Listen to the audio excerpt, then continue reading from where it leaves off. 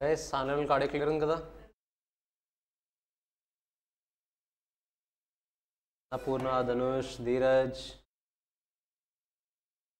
శివకుమార్ ఎవరు కొత్తగా వచ్చారు ఈరోజు?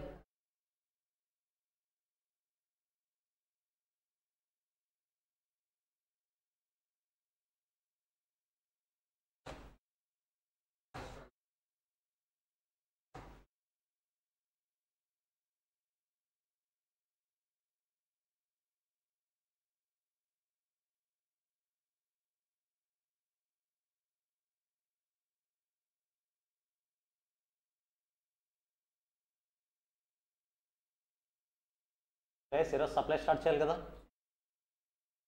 సప్లై చూద్దాం. What is mean by supply?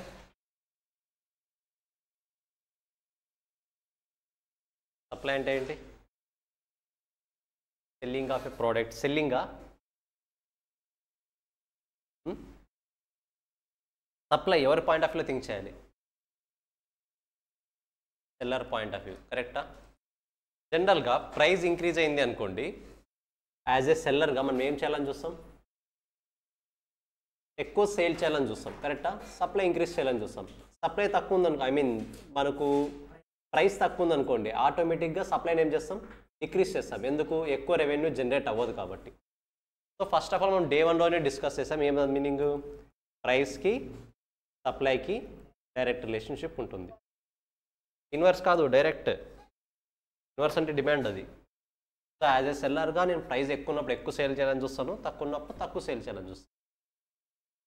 So చూడండి, supply refers to amount of good or service that producers are willing and able to offer. గుర్తున్నాయి conditions? Willingness as well as ability. Willingness అంటే ఏంటి? ఇక్కడ సేల్ చేయాలి అన్న intention ఉండాలి. Sale చేయాలన్న intention ఉండాలి. Able to offer means product ఉండాలి ఫస్ట్. ఇప్పుడు లెట్సే ధనుష్ ఎవరిది మంది? విష్ణుది ఒక ఫ్యూచర్లో ఒక బజ్జీ బండి ఉంది, సైడ్ బిజినెస్. ఓకేనా? ఒక బజ్జీ బండి ఉంది. ఇప్పుడు విష్ణు బిజినెస్ నేను సేల్ చేయాలనుకోవచ్చా? అది సప్లై అవుతుందా? అవ్వదు. ఎందుకు? అది నాది కాదు కాబట్టి. ప్రోడక్ట్ నాది కాదు కాబట్టి అది సప్లై క్రియేట్ అవ్వదు. అక్కడ సప్లై ఎప్పుడు క్రియేట్ అవుతుంది? విష్ణు సేల్ చేయాలనుకుంటే సేల్ అవుతుంది. విష్ణు సేల్ చేయాలనుకుంటే మాత్రమే సప్లైగా కన్సిడర్ చేయాలి, అంతవరకు కన్సిడర్ చేయకూడదు. To market at various prices during the period of time. Supply refers to what firms offer for sale is not necessarily to what they succeed in selling. ఇప్పుడు నేను ఒక ప్రోడక్ట్ని సేల్ చేయాలనుకున్నా, సేల్ చేయాలన్న intention ఉంది, product కూడా నాదే. ఇప్పుడు ఇది సప్లై అనొచ్చు, అనలేమా? అనొచ్చు. మరి ప్రోడక్ట్ సేల్ అవ్వకపోతే? ప్రోడక్ట్ నాదే, నాకు సేల్ చేయాలని ఇంటెన్షన్ ఉంది, సప్లై నేను రెడీగా ఉన్నాను, ఇంటికి నాకు విల్లింగ్నెస్ ఉంది, ఎబిలిటీ టు ఆఫర్ కూడా ఉంది, కానీ ప్రోడక్ట్ సేల్ అవ్వలేదు. ఇప్పుడు దీన్ని సప్లై అనొచ్చా? అనొచ్చు. కాదు, అది సేల్ అవుతుందా లేదా సెకండరీ. సేల్ అవ్వడానికి ప్రోడక్ట్ రెడీగా ఉందా లేదా, అక్కడ వరకు మాత్రమే సప్లై అనే కాన్సెప్ట్ని కన్సిడర్ చేయాలి. సేల్ అవుతుందా లేదా అనేది ఎవరి మీద డిపెండ్ అవుతుంది? కస్టమర్ మీద డిపెండ్ అవుతుంది. అది ఇక్కడ సప్లయర్ పాయింట్ ఆఫ్ వ్యూలో మనం ఎవరి పాయింట్ ఆఫ్ వ్యూలో థింక్ చేస్తాం? ఓన్లీ సెల్లర్ పాయింట్ ఆఫ్ వ్యూలో. సెల్లర్ పాయింట్ ఆఫ్ వ్యూలో 2 కండిషన్స్ ఏంటి? Willingness, ability to offer. 2 కాన్సెప్ట్సే. అది సేల్ అవుతుందా లేదా సెకండరీ. ఆ పాయింట్ ఇక్కడ చెప్తున్నాడు. Not necessarily to what they succeed in selling. There is a difference between stock of the goods and supply of the goods. This is the most important point. Stock of the goods అంటే ఏంటి? Supply of the goods అంటే ఏంటి? Stock అంటే ఏంటి? ఎప్పుడైనా విన్నారా? ఏంటి stock అంటే? స్టోర్ చేసినవి. Let me take simple example.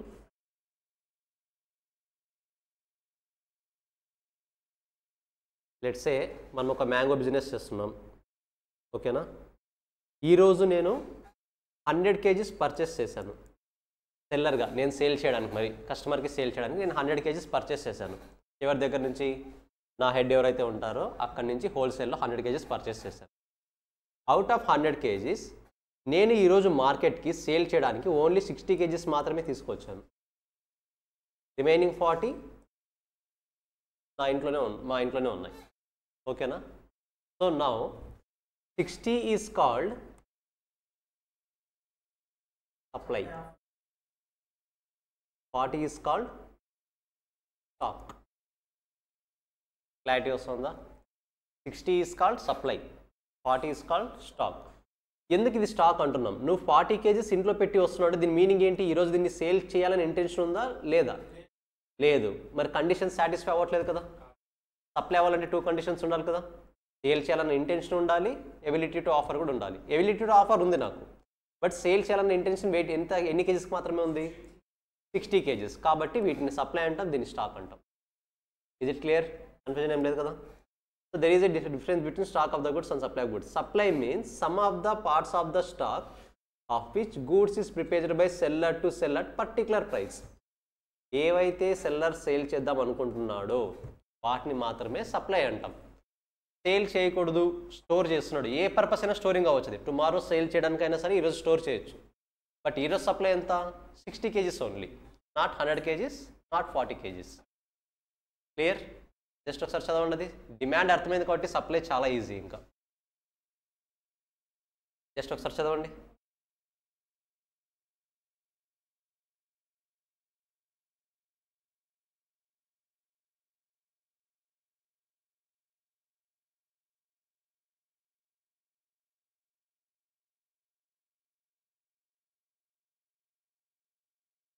Laxman door వేసేయండి. అది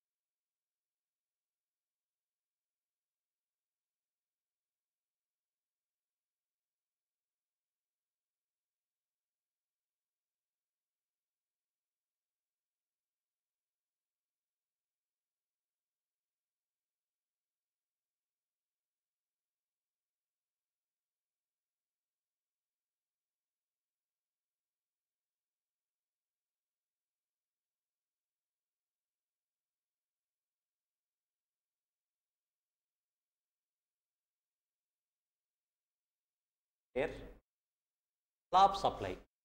It explains the functional relationship between price of the goods and supply of the goods. అంతే కదా. సప్లై అంటే 2 కండిషన్స్ ఏంటి? Willingness, ability. ఇప్పుడు లా ఆఫ్ సప్లై అంటే ఒక ప్రోడక్ట్ ప్రైస్కి సేమ్ ప్రోడక్ట్కి యొక్క సప్లైకి ఉన్న రిలేషన్షిప్ని ఐడెంటిఫై చేసేది. లా ఆఫ్ డిమాండ్ అంటే ప్రైస్కి డిమాండ్కి రిలేషన్షిప్ ఎస్టాబ్లిష్ చేస్తుంది. అదే లా ఆఫ్ సప్లై అయితే ప్రైస్కి సప్లైకి ఉన్న రిలేషన్షిప్ని ఎస్టాబ్లిష్ చేస్తుంది. But mandatory rule is when we are talking about price and supply or price and demand, all other things should be constant.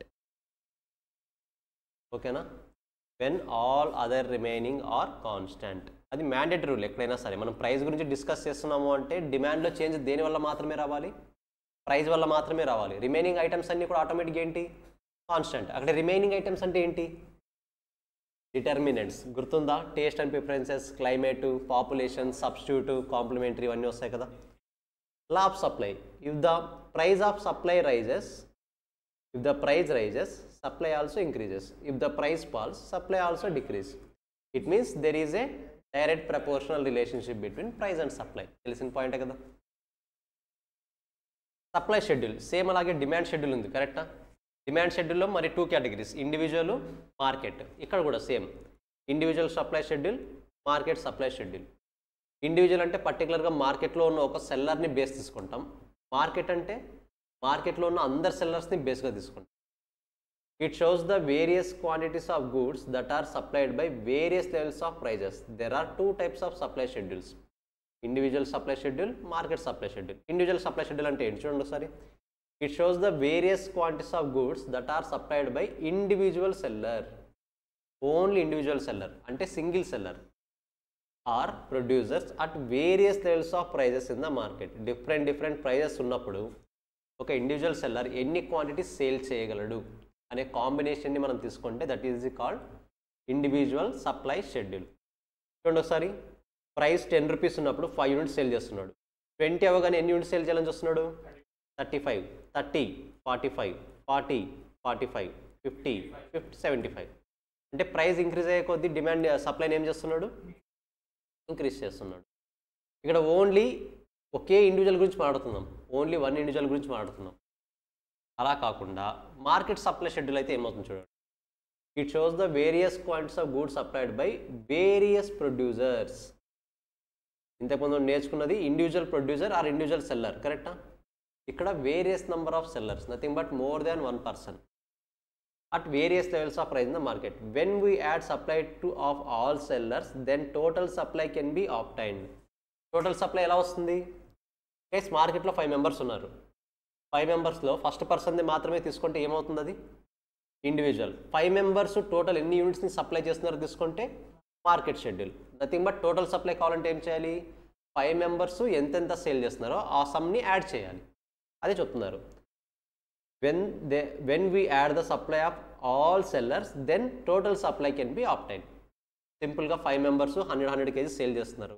Then what is the total supply in the market? 500. 5 members అంటే 5 sellers, each one 100 kgs supply చేస్తున్నారు. అంటే మార్కెట్లో ఎన్ని kgs supply అవుతుంది? 500 kgs. Whether the individual supply curve or market supply curve slope upward from left to right as there is a direct proportional relationship between price and supply. Price కి సప్లైకి direct relationship ఉంది కాబట్టి ఆటోమేటిక్గా curve ఏమొస్తుంది? Left to right slope upward. అదే downward అయితే left to right slope downward, nothing but inverse relationship ఉంది. సప్లైకి ప్రైస్కి సప్లైకి direct relation కాబట్టి లెఫ్ట్ టు రైట్ అప్వర్డ్ వస్తుంది. అదే ఒక ఇన్వర్స్ రిలేషన్షిప్ ఉంటే లెఫ్ట్ టు రైట్ డౌన్వర్డ్ వస్తుంది. ఇలా తెలుసు కదా, ఆల్రెడీ డిమాండ్కి వచ్చింది కదా. క్లియర్? జస్ట్ ఇవి కూడా ఒకసారి చదివేసేయండి. ఎక్సెప్షన్స్ చదువుదాం.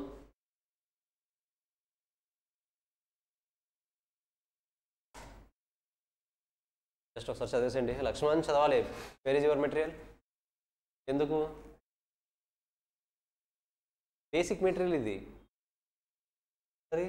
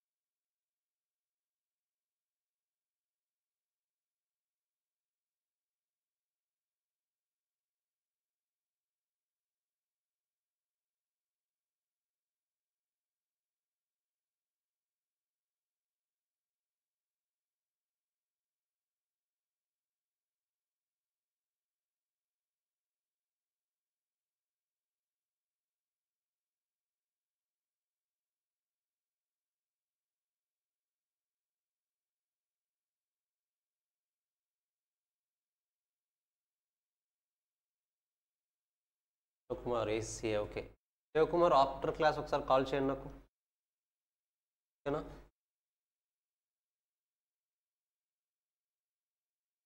ప్రతాప్ సార్ దగ్గర నెంబర్ తీసుకోండి, ఒకసారి కాల్ చేయండి. తర్వాత క్లాస్ అయిన తర్వాత కాల్ చేయండి, ఆర్ ఆఫ్టర్నూన్ కాల్ చేయండి ఒకసారి.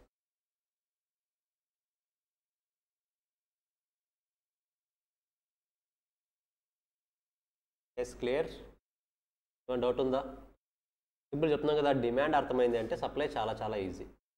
మీకు ఎగ్జామినేషన్ ముఖ్యంగా సిఏ పాయింట్ ఆఫ్ వ్యూలో చెప్పాలంటే, ఎగ్జామినేషన్ పాయింట్ ఆఫ్ వ్యూలో ఎకనామిక్స్లో మనకు ఓవరాల్గా ఎన్ని ఎంసీక్యూస్ వస్తాయి? 100, 50. అందులో మైక్రో ఎకనామిక్స్ నుంచి ఎన్ని క్వశ్చన్స్ వస్తాయి? 25 వస్తాయి.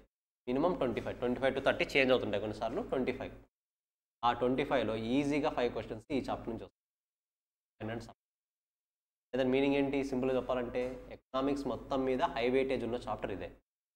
Demand and supply easy concepts. మరి మీరు కన్ఫ్యూజ్ అయ్యేంత కాన్సెప్ట్స్ కూడా ఏమీ ఉండవు, చాలా ఈజీ కాన్సెప్ట్, ఓకేనా? Economics examination point of view ఏమవుతాయంటే, మనకు క్వశ్చన్స్ చూసిన కొంతమంది బిగ్ పర్సనాలిటీస్ నేమ్స్ వస్తాయి. ఎకనామిక్స్లో ఈ డెఫినేషన్ చెప్పింది ఎవరు, ఈ ఎకనామిక్స్ని ఎవరు డిఫైన్ చేశారు, పర్టికులర్గా డిమాండ్ కాన్సెప్ట్ని ఎవరు హైలైట్ చేశారు, ఇలాంటి నేమ్స్ వస్తాయి. బట్ ఎగ్జామినేషన్లో ఆ నేమ్స్ అడగరు. సింపుల్గా ఎగ్జామ్స్లో ఇయర్స్, నంబర్స్, నేమ్స్ అడగరు. ఏం అడుగుతారు? మెయిన్గా కాన్సెప్ట్ అడుగుతారు, ఓకేనా? బట్ నేనేం చెప్తానంటే, నేను ఇక్కడ కాన్సెప్ట్ మెటీరియల్లో ఏ నేమ్స్ కూడా ఇంక్లూడ్ చేయలేదు, ఓకేనా? కాన్సెప్ట్ మెటీరియల్లో ఏ ఆథర్ నేమ్స్ కూడా ఇంక్లూడ్ చేయలేదు, నేను ఏ బిగ్ పర్సనాలిటీస్ నేమ్స్ ఇంక్లూడ్ చేయలేదు. ఎంసీక్యూ మెటీరియల్స్లో కొన్ని వస్తాయి మీకు, హార్డ్లీ బుక్ మెటీరియల్ మొత్తం కన్సిడర్ చేస్తే ఒక 20 దాకా వస్తాయి, 15 to 20. ఆ 15 to 20 మాత్రం గుర్తుపెట్టుకోండి. అడిగితే అవి మాత్రమే అడుగుతాడు, అడగడు. క్లారిటీ వస్తుందా?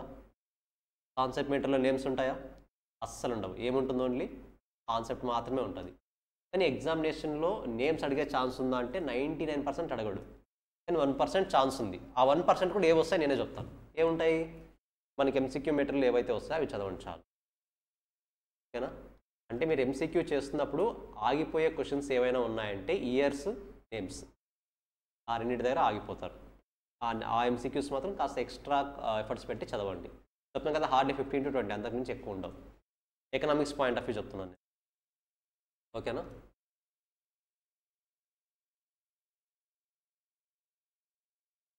So exception to law of supply. What is mean by exception?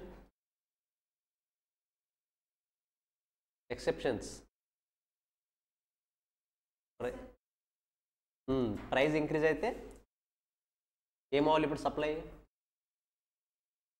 షోరా Vishnu? ఏమవ్వాలి? లక్ష్మణ్? ప్రైస్ ఇంక్రీజ్ అయితే సప్లై ఏమవ్వాలి? ఎందుకు? ఎక్సెప్షన్లో కూడా. లక్ష్మణ్ ఏది ఇంక్రీజా డిక్రీజా?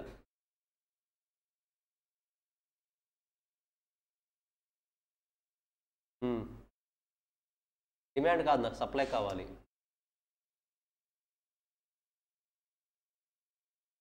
జనరల్గా ప్రైస్ ఇంక్రీజ్ అయితే సప్లై ఏమవుతుంది?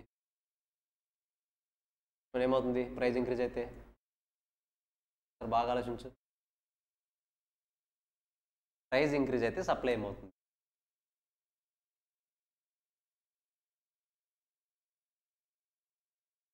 డిక్రీజ్. మనము సప్లై అంటే ఎవరి పాయింట్ ఆఫ్ వ్యూ థింక్ చేయాలి నన్ను? మరి నీ ప్రోడక్ట్కి సెల్లింగ్ ప్రైస్ ఎక్కువ ఉన్నప్పుడు నువ్వు తక్కువ సేల్ చేస్తావా, ఎక్కువ సేల్ చేస్తావా? అంటే ఏమవుతుంది అక్కడ? అదే కదా అడుగుతున్నది నేను. గైస్ కన్ఫ్యూజ్ అవ్వకూడదు. నేను మహా అంటే ఒక క్వశ్చన్లో కన్ఫ్యూజ్ చేస్తాను, ఎగ్జామినర్ అన్ని క్వశ్చన్లో కన్ఫ్యూజ్ చేయడానికి ట్రై చేస్తాడు మిమ్మల్ని. నేను కన్ఫ్యూజ్ చేస్తే కన్ఫ్యూజ్ అయిపోకూడదు. మీరు ఒకే స్టాండ్ మీద ఉండండి, అది రైట్ అయినా రాంగ్ అయినా పర్లేదు, ఇప్పటికీ ఒకే స్టాండ్ మీద ఉండాలి మనం. ప్రైస్ ఇంక్రీజ్ అయితే సప్లై ఇంక్రీజ్ అవ్వాలి. మరి ఎక్సెప్షన్ అంటే ఏంటి? Opposite rule. ప్రైస్ ఇంక్రీజ్ అయినా సప్లై ఏమవ్వాలి? ఇప్పుడు డిక్రీజ్ అవ్వాలి. That is called exception. మేము అలా థింక్ చేయకూడదు. ప్రైస్కి డిమాండ్కి ఏ relation?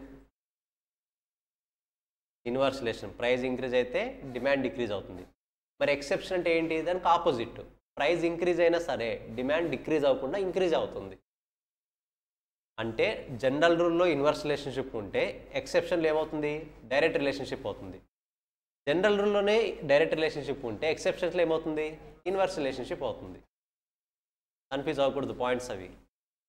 In case of land or agriculture good the supply curve is parallel to O Y axis. దీని మీనింగ్ ఏంటి గైస్? నార్మల్గా ప్రైస్ ఇంక్రీజ్ అయితే సప్లై ఏమవ్వాలి? చూరా, in case of land or agriculture goods, ఈ ప్రోడక్ట్స్లో ప్రైస్ ఇంక్రీజ్ అయితే సప్లై ఏమవుతుంది? నీకు ల్యాండ్ ఉంది, ఓకేనా, ఒక 10 lakhs ల్యాండ్ ఉంది. ఇప్పుడు దాని ల్యాండ్ వాల్యూ ఇంక్రీజ్ అయింది 20 lakhsకి. నువ్వు ఇప్పుడు సేల్ చేయాలని చూస్తావా, హోల్డ్ చేయాలని చూస్తావు? అండి హోల్డ్ చేస్తావు అంటే సప్లైని ఏం చేస్తున్నావు? డిక్రీజ్ చేస్తున్నావు, అంతే. అగ్రికల్చర్ గూడ్స్ మీరు మధ్య మధ్యలో కొన్నిసార్లు చూస్తే ఆనియన్స్, టమాటో 100 రూపీస్కి రీచ్ అవుతాయి కేజీ. దాని మీనింగ్ ఏంటి? లేవనా? టమాటో, ఆనియన్స్ లేవనా? ఉన్నాయి. ఎక్కడున్నాయి? స్టోరేజ్లో ఉంటాయి. అంటే రైస్ మనకు ఆ సిచ్యువేషన్ రాదు. జనరల్గా ఆనియన్స్, టమాటో ఎక్కువ వస్తుంది issue. Nothing but prices increase అవుతుంది అన్నప్పుడు ఆ సెల్లర్ ఎలా థింక్ చేస్తాడు? ఇంకా కొన్ని రోజులు హోల్డ్ చేస్తే మార్కెట్లో టొమాటో, ఆనియన్స్ దొరకవు కాబట్టి రేట్స్ ఇంకా పెరుగుతాయి. అప్పుడు నా ప్రోడక్ట్స్ని బయటికి తీసుకొస్తే నాకు ఎక్కువ సేల్ అవుతాయి. అంటే ప్రైస్ ఇంక్రీజ్ అయితే నువ్వేం చేస్తున్నావు? సప్లైని డిక్రీజ్ చేస్తున్నావు. ఎందుకు? రెవెన్యూస్ ఎక్కువ రావాలి కాబట్టి. క్లారిటీ వస్తుందా? Land, agriculture goods. So price increase అయితే సప్లైని ఏం చేస్తున్నావు? డిక్రీజ్ చేస్తున్నావు. In case of rare goods, supply cannot be changed according to the price. So, in case of rare goods, supply curve is parallel to y-axis. In case of rare goods, supply cannot be changed according to the price. Rare goods ante enti? Let's say, మన విష్ణు వెళ్తున్నాడు, ఇంటికి వెళ్తున్నాడు, metro అయితే పక్కన ఎవరో passenger బ్యాగ్లో ఒక old item దొరికింది. పురావస్తు ఏమంటారు అవి? I don't know exact the word in Telugu. పాతకాలంలో ఉన్న వస్తువులు ఏమంటారు అవి?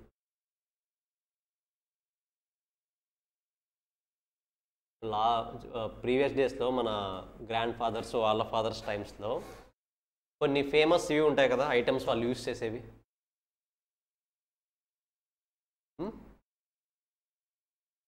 అంబియన్స్ పర్లేదు, అది వద్దులేండి. లెట్స్ సే ఇప్పుడు చార్మినార్ ఉంది. Charminar regular కన్స్ట్రక్షనా, special construction? Taj Mahal ఇవన్నీ కూడా రెగ్యులర్గా కన్స్ట్రక్ట్ చేసేవా, స్పెషల్గా కన్స్ట్రక్ట్ చేసినవా? అంటే అవి రెగ్యులర్ ఐటమా, రేర్ ఐటమ్సా? Rare items. ఇప్పుడు ప్రైస్ అక్కడ పెరిగింది అనుకోండి. Let's say entry ticket 150 rupees as of now.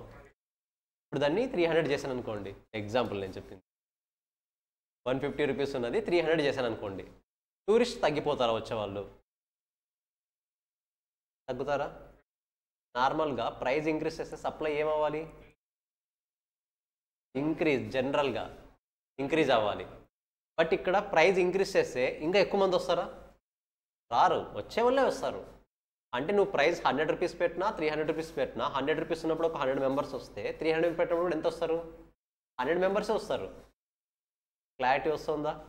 ఒకవేళ దాన్ని 50 రూపీస్ చేసావు, ఇప్పుడు ఎక్కువ మంది వస్తారా? మరి చాలామంది రారు. పెరిగినా స్లైట్ వేరియేషన్ వస్తుంది, అంతకుమించి రారు. టూరిస్ట్ ప్లేస్లు ఎప్పుడైనా సరే ప్రైజెస్ మీద డిపెండ్ అవ్వవు. ఏ టూరిస్ట్ ప్లేస్ అయినా సరే ప్రైస్ మీద డిపెండ్ అవ్వదు. జనరల్గా యావరేజ్గా ఎవ్రీ ఇయర్ ఎంతమంది వస్తారు? ఈ ఇయర్ కూడా అంతేమంది వస్తారు. నువ్వు ప్రైస్ 300 రూపీస్ పెట్టినా, 100 రూపీస్ పెట్టినా సేమ్ సిచ్యువేషన్. ఎందుకు? అక్కడ టూరిస్టులు ప్రైజ్ని చూసి వస్తున్నారా, తాజ్మహల్ని చూసి వస్తున్నారా? చార్మినార్ని చూసి వస్తున్నారా, ప్రైజ్ని చూసి వస్తున్నారా? చార్మినార్ని. అలాంటప్పుడు ప్రైస్తో ఏం సంబంధం? వాడు అంత దూరం నుంచి వచ్చినప్పుడు 300 అయినా పెడతాడు, 100 అయినా పెడతాడు. అంతేగాని 100 రూపీస్ ఉన్నది 50 రూపీస్ అయిందని చెప్పేసి ఒక 100 కిలోమీటర్స్ నుంచి రాడు కదా చూడడానికి. వస్తాడా? రాడు. నథింగ్ బట్ రేర్ కేసెస్లో, రేర్ టైప్ ఆఫ్ గూడ్స్లో సప్లై అనేది చేంజ్ అవ్వదు. నువ్వు ప్రైస్ ఇంక్రీజ్ చేసినా సరే, డిక్రీజ్ చేసినా సరే సప్లై చేంజ్ అవ్వదు. అంటే ఇది కూడా ఎక్సెప్షన్ రూలే కదా. ప్రైస్ చేంజ్ అయినా సరే సప్లై అనేది చేంజ్ అవ్వట్లేదు, అలాగే ఉంటుంది. Constant, almost constant. In case of labor, the supply curve is backward bending because in the initial stage, if the wage level is increased, the supply of the labor is also increased. Beyond the certain stage, if the wages are increased, they require more relaxation. So, the supplier labor will be decreased. The meaning enti? Guys, ఇప్పుడు మీరు ఒక కంపెనీలో join అయ్యారు. ఓకేనా? ఒక కంపెనీలో join అయ్యారు. ఎన్ని అవర్స్ వర్క్ చేస్తారు? As of now per day 8 hours. కరెక్టా? రూల్ ప్రకారం according to factories act you should work 8 hours. ఓకేనా? ఇప్పుడు మీ శాలరీ నెక్స్ట్ ఇయర్కి ఇంక్రీజ్ అవుతుంది కదా. మరి శాలరీ ఇంక్రీజ్ అయింది కదా, వర్కింగ్ అవర్స్ ఇంక్రీజ్ చేయాలవుద్దా? చేస్తారా, చేయరా? First year let's say 10 lakh యానం అనుకుందాం, 10 lakhs per annum అనుకుందాం. 8 అవర్స్ 9 అవర్స్ వర్క్ అనుకుందాం. 9 అవర్స్కి 8 అవర్స్కి ఎందుకు 8 అవర్స్ రూల్ ఉంది? ఫస్ట్ అది క్లారిటీ ఉందా? కొన్ని కంపెనీస్ 8 అవర్సే వర్క్ చేస్తాయి, కొన్ని కంపెనీస్ 9 అవర్స్ వర్క్ చేస్తాయి. అది లీగల్లీ యాక్సెప్టెడ్, ఎవరు కేసు కూడా వేయలేరు. ఎందుకు? మనకు డైలీ 8 అవర్స్ అనేది 6 వర్కింగ్ డేస్ ఉంటాయి. 6 వర్కింగ్ డేస్ ఉంటే డైలీ 8 అవర్స్. బట్ ఇప్పుడు కంపెనీస్ అన్ని 6 వర్కింగ్ డేసా, 5 వర్కింగ్ డేసా? 5 వర్కింగ్ డేస్. అంటే 1 డే అంతా మనకు వర్కింగ్ టైం వేస్ట్ అవుతుంది కదా. కాబట్టి డైలీ ఏం చేయాలి? 1 అవర్ ఎక్స్ట్రా వర్క్ చేయాలి, 9 అవర్స్ వర్క్ చేయాలి. క్లారిటీ వస్తుందా ఎందుకనేది? సో మొత్తానికి అకార్డింగ్ టు రూల్ 8 అవర్స్. నీ ఫస్ట్ ఇయర్ మొత్తం కంప్లీట్ అయిపోయింది, 10 lakhs వచ్చింది. ఇప్పుడు 12 lakhs చేశాడు శాలరీ, 2 lakhs ఇంక్రీజ్ చేశాడు. ఇప్పుడు 1 అవర్ ఎక్స్ట్రా వర్క్ చేయమంటున్నాడు, చేస్తావా? మీరు ఆలోచించండి, ప్రైస్ ఇంక్రీజ్ అవుతుందా అవ్వట్లేదా? కానీ ఎంప్లాయీ నుంచి వచ్చే సప్లై, ఎంప్లాయీ నుంచి వచ్చే సర్వీసెస్ ఇంక్రీజ్ అవుతున్నాయా అలాగే ఉంటున్నాయా? అలాగే ఉంటున్నాయి. That is the concept of exception to law of supply. Clarity వస్తుందా ఫ్రెండ్స్? ఇది ఎప్పుడు వర్కౌట్ అవుతుంది? ఫిక్స్డ్ శాలరీ పాయింట్ ఆఫ్ లో మాత్రమే వర్కౌట్ అవుతుంది. ఫిక్స్డ్ శాలరీ పాయింట్ ఆఫ్ లో మాత్రమే వర్కౌట్ అవుతుంది. లెట్స్ సే ఒక ఎక్స్పర్ట్ ఉన్నాడు అనుకుందాం, కార్ మెకానిక్ అనుకుందాం. కార్ మెకానిక్ నీ దగ్గర నీ కార్కి ఏదో రిపేర్ వచ్చింది, వచ్చి 2 hours వర్క్ చేసి వెళ్ళాడు. ఎంత ఒక 100,000 రూపీస్ ఛార్జ్ చేశాడు అనుకుందాం. ఓకేనా? కేస్ 1 ఇది. మరి 1 week తర్వాత ఆర్ 1 year తర్వాత ఇష్యూ ఇంకొకటి వచ్చింది, పిలిచావు. ఇప్పుడు మార్నింగ్ 8 to ఈవినింగ్ 8 వరకు వర్క్ చేసి వర్క్ అంతా కంప్లీట్ చేశాడు. ఇప్పుడు 1000 ఇస్తే యాక్సెప్ట్ చేస్తాడా? ఎంత యాక్సెప్ట్ చేస్తాడు? అట్లీస్ట్ ఒక 10,000 15,000 బిల్ చేస్తాడు. ఎందుకు? అక్కడ వర్క్ చేసింది పక్కన పెడితే ఎంత టైం స్పెండ్ చేసాడని దాని మీద డిపెండ్ అవుతుంది. కరెక్టా? సో ప్రైస్ ఇంక్రీజ్ అవుతుంది, సర్వీస్ కూడా ఇంక్రీజ్ అవుతుంది. అది normal relationship. But fixed salary ఉన్నప్పుడు అక్కడ ఇష్యూ ఉన్నా లేకపోయినా డెఫినెట్గా నువ్వేం చేయాలి? శాలరీ పే చేయాల్సిందే. వర్క్ చేసినా చేయకపోయినా శాలరీ పే చేయాల్సిందే. క్లారిటీ వస్తుందా? Exceptions of law of supply. A confusion లేదు కదా? జస్ట్ ఒకసారి చదవండి 3 కూడా. డిమాండ్లో ఎక్సెప్షన్స్ చాలా ఉంటాయి.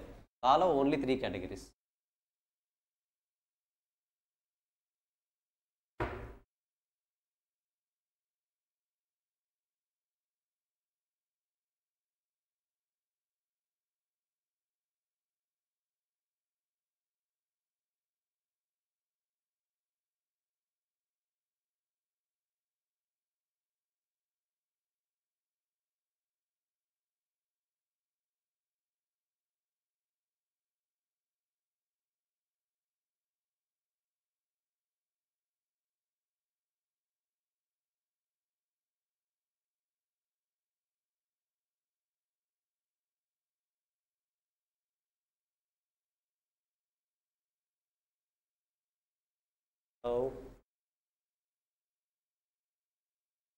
గేమ్ ఆడుతున్నావా? ప్రైస్ ఇంక్రీజ్ చేస్తున్నావా? అవుట్ ఆఫ్ ప్రైస్ సెర్చ్ చేస్తున్నావా? ఎంత ఉంది ఈరోజు? 30 రూపీస్ చూపిస్తుందా? ఇంకా చెప్పాలంటే ఇప్పుడు ఎక్కువ ప్రైస్ ఉంది. నార్మల్గా టమాటో ఎంత వస్తుంది? హార్డ్లీ 10-15. 30 అంటే ఇంకా ఎక్కువే ఉంది ఈరోజు. హార్డ్లీ 20. బట్ కొన్నిసార్లు సిచ్యువేషన్స్ వస్తాయి, 200 రూపీస్ కూడా వెళ్తుంది. లాస్ట్ ఇయర్ ప్రతి ఇయర్ ఏదో ఒకటి వస్తుంది. ముఖ్యంగా టమోటా ఆనియన్ ఇలాంటి ట్రిక్స్ అన్ని ప్లే చేసేది. టమోటాస్, ఆనియన్స్ అవి కూడా ఒకసారి 300 రూపీస్కి రీచ్ అవుతాయి, కొన్నిసార్లు 250-300 కూడా రీచ్ అవుతాయి కరోనా ముందు. బట్ మధ్యలో వచ్చింది కానీ 100 రూపీస్ వరకు రీచ్ అయింది. ఇయర్లీ 1 time వస్తుంది, ఏదో ఒక కేసులో ఏదో ఒక సిచ్యువేషన్లో 1 time వస్తుంది. సంపాదిస్తున్నారా? మరి ఆ బిజినెస్ పెట్టుకుందాం. మరి మనం ఎప్పుడైనా సరే బిజినెస్లో అర్నింగ్స్ అనేవి ఎప్పుడు ఎక్కువగానే ఉంటాయి. ఏ బిజినెస్ అయినా సరే అర్నింగ్స్ ఎక్కువగానే ఉంటాయి. కానీ ఆ బిజినెస్ అటు ఇటు అయిందంటే మరి రికవర్ కాలేము ఇంకా లైఫ్లో. అలా ఉంటాయి, చాలా జాగ్రత్తగా ఉంటాయి.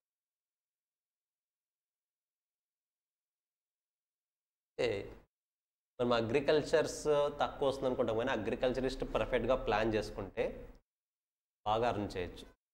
అంటే ఎడ్యుకేటెడ్ అయితే కాస్త ఎడ్యుకేటెడ్ అయ్యి వాళ్ళకి మార్కెట్లోకి ఎలా తీసుకెళ్ళాలి, ఎప్పుడు సేల్ చేయాలి, ఎప్పుడు ఏది యూస్ చేయాలి, ఏ పంట వేయాలి, ఇవన్నీ పర్ఫెక్ట్ క్లారిటీ వచ్చాయనుకోండి అల్టిమేట్గా సక్సెస్ వస్తుంది.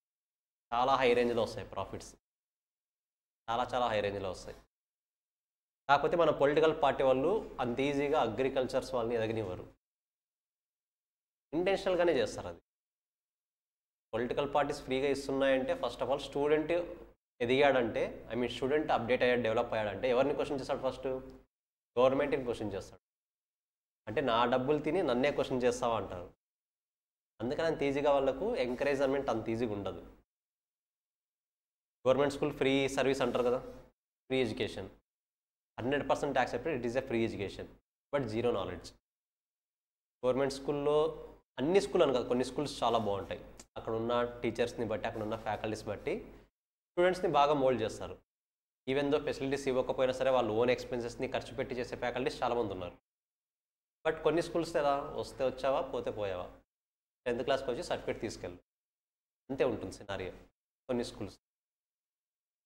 అక్కడ ఆటోమేటిక్గా ఏం చేస్తున్నట్టు వాళ్ళే ఫ్రీ సర్వీస్ ఇచ్చి లేజీగా ప్రిపేర్ చేస్తున్నారు స్టూడెంట్స్ని. అల్టిమేట్గా జరిగేది ఇదే సినారియో. బట్ అందరూ కనుక అప్డేట్ అయ్యి క్వశ్చన్ చేయగలిగితే మాత్రం నెక్స్ట్ గవర్నమెంట్స్ అనేది ఉండవు. వాళ్ళకు తెలుసు మేము ఉండము క్వశ్చన్ చేస్తాను, అందుకే అప్డేట్ కానివ్వరు. ఈ 100 మెంబర్స్లో హార్డ్లీ 2-3 మెంబర్స్ మాత్రమే అప్డేట్ అవుతారు, సక్సెస్ అవుతారు. మెయినింగ్ 95 to 97 పీపుల్ వేరే ఆప్షన్ లేక ఏదో ఒక దాంట్లో వర్క్ చేసుకుంటూ ఏదో ఒకటి చేసుకుంటూ అయిపోతారు. అంతే, అది ఏం చేయలేం, మనం మార్చలేము. ఒకరు ఇద్దరు అనుకుంటే మారేది కాదు ఇది. సరే, క్లియరా? చదివారా? ఓటేసారు ఈసారి? రాలేదా? నెక్స్ట్ ఇయర్కి వస్తుందా? అదే నెక్స్ట్ టైంకి వస్తుందా?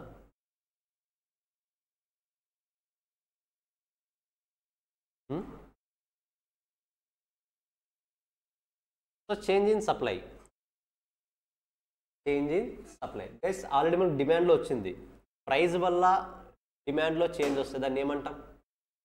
Expansion or contraction of supply.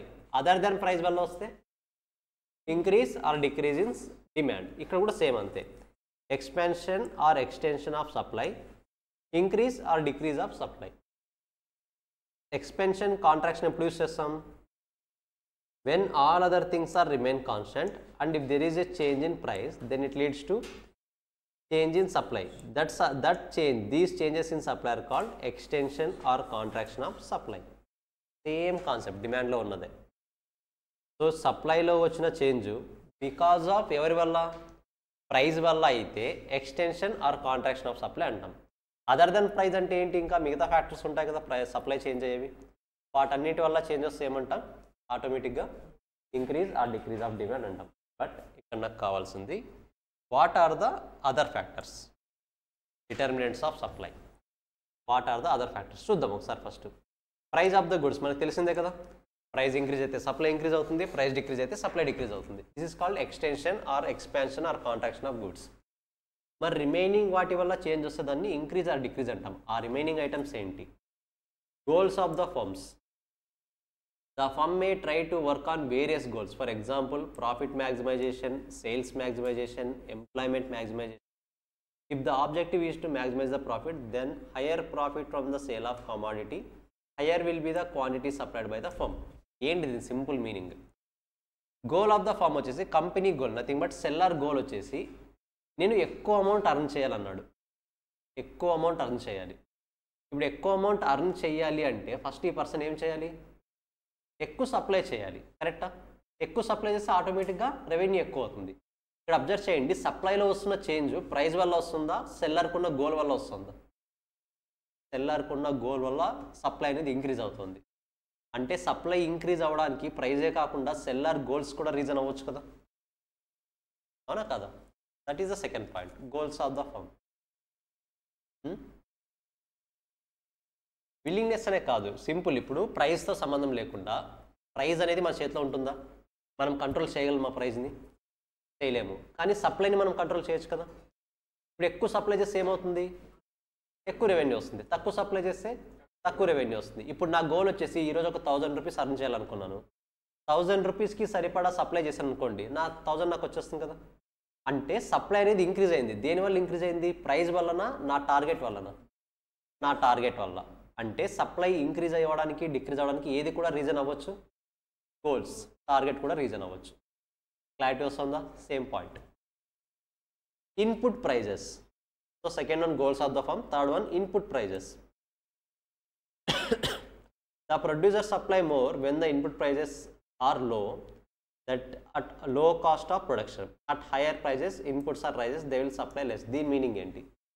Plus ఇప్పుడు ఒకవేళ మీరు ఏదైనా ఒక ప్రోడక్ట్ని సప్లై చేయాలి. ఏ ప్రోడక్ట్? లెట్స్ సే మెటీరియల్ అనుకుందాం. మీరు యూస్ చేస్తున్న బుక్ మెటీరియల్ అనుకుందాం, ఓకేనా? ప్రింటింగ్ కాస్ట్ ఇప్పుడు పేజీకి 2 రూపీస్ ఉంది అనుకుందాం. పేజ్కి 2 రూపీస్ ఉంది అనుకుందాం ప్రింటింగ్ కాస్ట్. నార్మల్ రేటే ఉంది కాబట్టి మీరు ఎక్కువ బుక్స్ సప్లై చేయగలరా, చేయలేరా? చేయొచ్చు. ఇప్పుడు print let's say 100 rupees book అనుకుందాం. ఇప్పుడు యాజ్ ఆఫ్ మీరు సేల్ చేస్తున్న మెటీరియల్ ప్రైస్ వచ్చేసి 100 రూపీస్ అనుకుందాం. ప్రింటింగ్ ప్రైస్ ఎంత? రూపీస్ ప్రింటింగ్ కాస్ట్ మీరు ఇంకర్ అవ్వాలి. 100 రూపీస్కి మీరు సేల్ చేస్తారు బుక్ని, కరెక్టా? నెక్స్ట్ 1 వీక్లో ప్రింటింగ్ ప్రైజెస్ అన్నవి 2 రూపీస్ నుంచి పేజ్కి 10 రూపీస్ అయ్యాయి. మీరు ప్రోడక్ట్ని 100 రూపీస్కి సేల్ చేయగలరా? చేయలేము. అంటే ఇప్పుడు వేరే ఆప్షన్ లేదు కాబట్టి సప్లై చేయాలి. ఇప్పుడు ఎక్కువ సప్లై చేస్తారా, తక్కువ సప్లై చేస్తారా? తక్కువ సప్లై చేస్తాం. ఎందుకు? ఫస్ట్ ఆఫ్ ఆల్ నువ్వు కాస్ట్ ఎక్కువ పెట్టాలి, నువ్వు కాస్ట్ ఎక్కువ ఇంకర్ అవ్వాలి, కరెక్టా? ఇంతకుముందు 2 రూపీస్ ఇంకర్ అయిపోలేదు, ఇప్పుడు ఎంత ఇంకర్ అవ్వాలి? నువ్వు 10 రూపీస్ ఇంకర్ అవ్వాలి. మోర్ ఓవర్ ఇప్పుడు నువ్వు నీ కాస్ట్ పెరిగింది కాబట్టి మెటీరియల్ యొక్క ప్రైస్ని కూడా ఏం చేయాలి? నువ్వు ఇంక్రీజ్ చేయాలి. మరి అంత ఇంక్రీజ్ చేస్తే సప్లయర్ కస్టమర్ కొంటాడా? కొనడు. అలాంటప్పుడు నువ్వు ఏం చేస్తావు? Input prices nothing but printing prices increase అయ్యాయి కాబట్టి కొన్ని మెటీరియల్సే ప్రింట్ చేస్తావు, ఆ కొన్ని మెటీరియల్సే స్టాక్లో ఉంచుతావు. అంటే నువ్వు సప్లై ఇంతకుముందు చేసేదానికన్నా ఇప్పుడు తక్కువ చేస్తున్నావు. రీజన్స్ ఏంటి? నీకు ఇన్పుట్ కాస్ట్ పెరిగింది కాబట్టి, అంటే నీ మ్యానుఫ్యాక్చరింగ్ కాస్ట్ ఇంక్రీజ్ అయింది కాబట్టి. క్లారిటీ వస్తుందా గైస్? అలాంటి కన్ఫ్యూజన్ లేదు కదా? అంటే నువ్వు ఒక ప్రోడక్ట్ని మ్యానుఫ్యాక్చర్ చేయడానికి నువ్వు ఇంకర్ అయ్యే కాస్ట్ ఏదైతే ఉందో ఆ కాస్ట్ ఇంక్రీజ్ అయితే నువ్వు సప్లై ఏం చేస్తావు? డిక్రీజ్ చేస్తావు. లేదు కాస్ట్ డిక్రీజ్ అయిందనుకోండి, నీకు ఇప్పుడు తక్కువ కాస్ట్కి వస్తుంది కదా ప్రోడక్ట్, సప్లైని ఇంక్రీజ్ చేస్తావు. అప్పుడు ఇజ్ ఇట్ క్లియర్? ఇప్పుడు మన ఇండియాలో బాగా ట్రెండింగ్ కార్స్ ఏవి? పెట్రోల్ కార్సా, డీజిల్ కార్సా, ఎలక్ట్రిక్ కార్సా? ఎందుకు? లగ్జరీ కాదు. సో అస్సలు లేవు. పెట్రోల్ డీజిల్ కన్నా ఎలక్ట్రిక్ ఇంకా ఎక్కువ ప్రైస్. పెట్రోల్ కార్ ఇప్పుడు నార్మల్గా 6 lakhs కొంటే EV car, electrical vehicle car 8 lakhs 9 lakhs starting price ఉంది. టాటా పంచ్ నార్మల్ కార్ ఎంత? Tata punch I think 6 lakh around ఉంది. అందులోనే ఎలక్ట్రిక్ వేరియంట్ కావాలి అంటే నువ్వు 9 lakhs 10 lakhs పెట్టాలి స్టార్టింగే. హ్యూజ్ డిఫరెన్స్ ఉంది. ఎలక్ట్రిసిటీ వెహికల్స్కే ఎక్కువ ఉంది, ఎలక్ట్రిక్ వెహికల్కే ఎక్కువ ఉంది. కానీ అంత ప్రైస్ ఉన్నా సరే ఎలా యాక్సెప్ట్ చేస్తున్నారు? కస్టమర్ అవ్వచ్చు, యాజ్ ఏ మ్యానుఫ్యాక్చరర్ కూడా అవ్వచ్చు. సో అక్కడ ఏమవుతుంది అంటే ఇండియన్ గవర్నమెంట్ ఏం చేసింది అంటే పొల్యూషన్ని కంట్రోల్ చేయాలంటే ఖచ్చితంగా పెట్రోల్ డీజిల్ కార్స్ని తగ్గించాలి, ఎలక్ట్రిక్ వెహికల్స్ని ఇంక్రీజ్ చేయాలి, కరెక్టా? వాటి యూసేజ్ ఇంక్రీజ్ చేయాలి. మరి ఇంత ప్రైజెస్ ఉన్నప్పుడు వాళ్ళు యూస్ చేస్తారా కస్టమర్స్? ఇంత రేట్స్ ఉంటే కస్టమర్స్ కొంటారా? కస్టమర్స్ కొనరు కాబట్టి కంపెనీ వాడు మ్యానుఫ్యాక్చర్ చేస్తాడా? చేయడు. సో దీనికి ఏం చేస్తుంది ఇప్పుడు ఇండియన్ గవర్నమెంట్? నువ్వు ఎలక్ట్రికల్ కార్స్ కనుక మ్యానుఫ్యాక్చర్ చేస్తే నువ్వు ఇంకర్ అయ్యే కాస్ట్లో సమ్ కాస్ట్ నేను ఇంకర్ అవుతుంది. లెట్స్ సే నువ్వు ఓన్గా ఒక 5 lakhs ఇంకర్ అవుతున్నావు అంటే 5 lakhsలో 2 lakhs రూపీస్ నేను పే చేస్తాను. అంటే నువ్వు ఓవరాల్గా ఎంత పెట్టుకోవాలి? ఓన్లీ 3 lakhs పెట్టుకుంటే సరిపోతుంది. ఎవరికి? కంపెనీకి, మ్యానుఫ్యాక్చరర్కి. Okay, manufacturer save. మరి what about customer? Tax benefit ఇస్తాడు. ట్యాక్స్ బెనిఫిట్ అంటే ఎలా? నువ్వు నార్మల్గా ఈ ఇయర్లో ఒక కార్ కొన్నావు, ఈ ఇయర్లో ఈఎంఐ ఒక 20,000 కట్టామనుకో, 20,000కి 150%. బట్ 30,000 రూపీస్ నీకు ట్యాక్స్ బెనిఫిట్ ఇస్తుంది. సో ఆటోమేటిక్గా నువ్వు కట్టే అమౌంట్ కన్నా ఎక్కువ డిడక్షన్ వస్తుంది. ఎంకరేజ్ చేసినట్టు అవుతుంది. అక్కడ మ్యానుఫ్యాక్చర్ని ఎంకరేజ్ చేస్తున్నాడు, ఇక్కడ కస్టమర్ని కూడా ఎంకరేజ్ చేస్తున్నాడు. అప్పుడు ఆటోమేటిక్గా సేల్స్ అన్నవి ఇంక్రీజ్ అవుతుంది. It's clear? టెక్నాలజీనా కాదు, నేను ఈ పాయింట్ చెప్పలేదు. ఇంకా ఎప్పుడు సప్లై ఇంక్రీజ్ అవుతుంది, ఎప్పుడు సప్లై డిక్రీజ్ అవుతుందో చెప్తున్నాను. ఓకేనా? సో ఇప్పుడు ఇక్కడ ఆలోచించండి, మ్యానుఫ్యాక్చరర్ పాయింట్ ఆఫ్ వ్యూలో ఇప్పుడు ఇన్పుట్ ప్రైజెస్ తగ్గిందా లేదా? గవర్నమెంట్ 2 lakhs ఇస్తే ఇంతకుముందు మ్యానుఫ్యాక్చరర్ 5 lakhs ఇంకర్ అవ్వాలి, ఇప్పుడు ఎంత ఇంకర్ అవుతాడు? 3 lakhs ఇంకర్ అవుతాడు. అంటే ప్రొడక్షన్ కాస్ట్ తగ్గిందా లేదా? తగ్గింది. కాబట్టి సప్లై ఏం చేస్తాడు? ఇంక్రీజ్ చేస్తాడు. సో అందుకే ఈ ఎగ్జాంపుల్ చెప్పాను.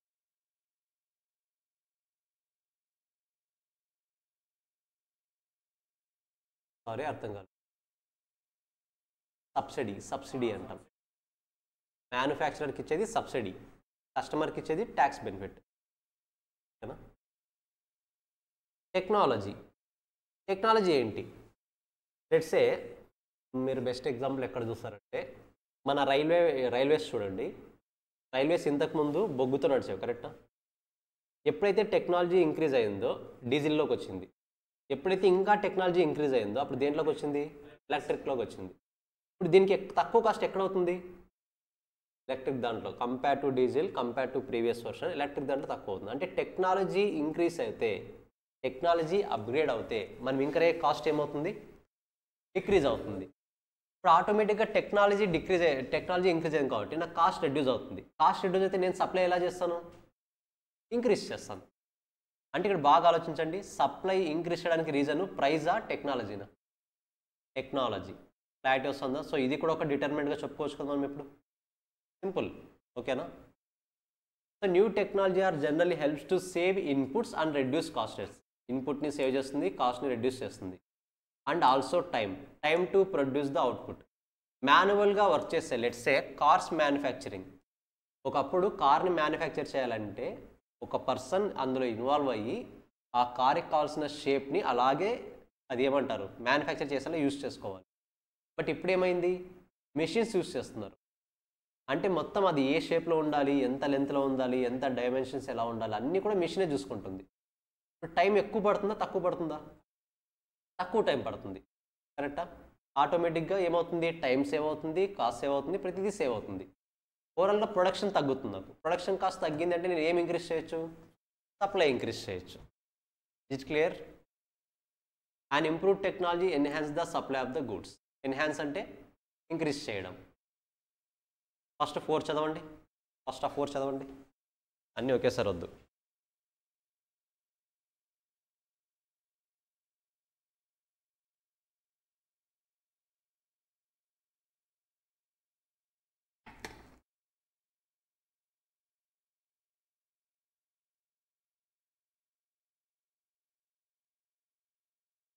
ఫస్ట్ నార్మల్ ప్రైస్ ఇంక్రీజ్ అయితే సప్లై ఇంక్రీజ్ అవుతుంది. డిటర్మినెంట్స్ ఎప్పుడైనా గుర్తుకోండి, డిటర్మినెంట్స్ అంటే ఫ్యాక్టర్స్. సప్లై వేటి వల్ల చేంజ్ అవుతుంది. అది డైరెక్ట్ ప్రపోర్షన్ అవ్వచ్చు, ఇన్వర్స్ ప్రపోర్షన్ అవ్వచ్చు, అది సెకండరీ. వేటి వల్ల సప్లై ఎఫెక్ట్ అవుతుంది అనేది క్వశ్చన్.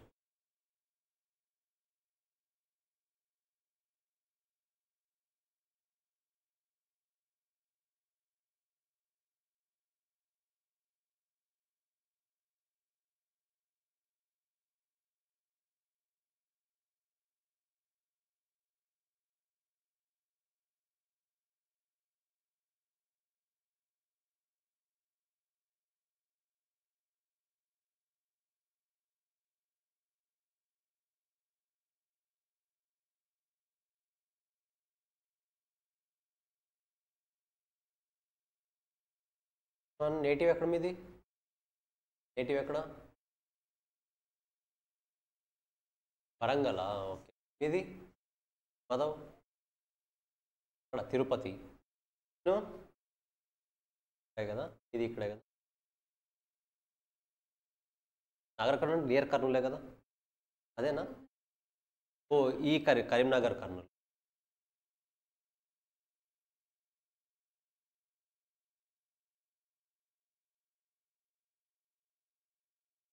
గూడ్స్ అంటే ప్రోడక్ట్స్. గూడ్స్ అన్న ప్రోడక్ట్స్ అన్న గోల్ మన టార్గెట్, నీ డ్రీమ్, నీ అచీవ్మెంట్, నీ గోల్ ఏంటి ఫ్యూచర్లో?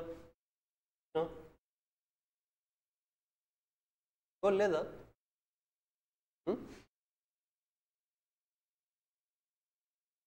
ఏం గోల్ ఏది విష్ణు? గోల్ లేదా? జాబ్ అందరూ చేసేదే కదా, అది గోల్ ఎలా అవుతుంది? అందరూ చేసేది. జాబ్ చేయడానికి చదవాలా? అవసరం లేదు కదా. ఏంటి మరి గోల్ ఏంటి? సీఎంఏ అవుతావు. What next? నెక్స్ట్ రోజు ఇంకా డైరెక్ట్గా పైకే అంటావు. గోల్ కంప్లీట్ అయిపోయింది కదా. గోల్ అంటే ఎప్పుడు కంప్లీట్ అయ్యే విధంగా ఉండకూడదు. వెయిట్ చేయాలి నువ్వు బాగా, అలా ఉండాలి. సీఎంఏ కంప్లీట్ అవ్వడం అనేది షార్ట్ టర్మ్ గోల్, అది లాంగ్ టర్మ్ గోల్ కాదు, just short term goal. Next 5 years target అంతే. బట్ నీ గోల్ అలా ఉండకూడదు, అక్కడితో ఆగిపోతావు. సీఎంఏ క్వాలిఫై అవ్వాలంటే సీఎంఏతో ఆగిపోతాం. మీ డ్రీమ్స్ ఎలా ఉండాలి? ఏ పర్పస్ మీద కోర్స్ జాయిన్ అయ్యారు, అసలు ఎందుకు చదువుతున్నారు, ఏ ఉద్దేశంతో చదువుతున్నారు? జస్ట్ జాబ్ కోసమే చదువుతున్నారా, లేకపోతే మీ పాకెట్ని ఫుల్ చేసుకోవడానికి చదువుతున్నారా, ఏదైనా లగ్జరియస్గా ఎక్స్పీరియన్స్ అవ్వడానికి చదువుతున్నారా, పేరెంట్స్ని చూసుకోవడానికి చదువుతున్నారా?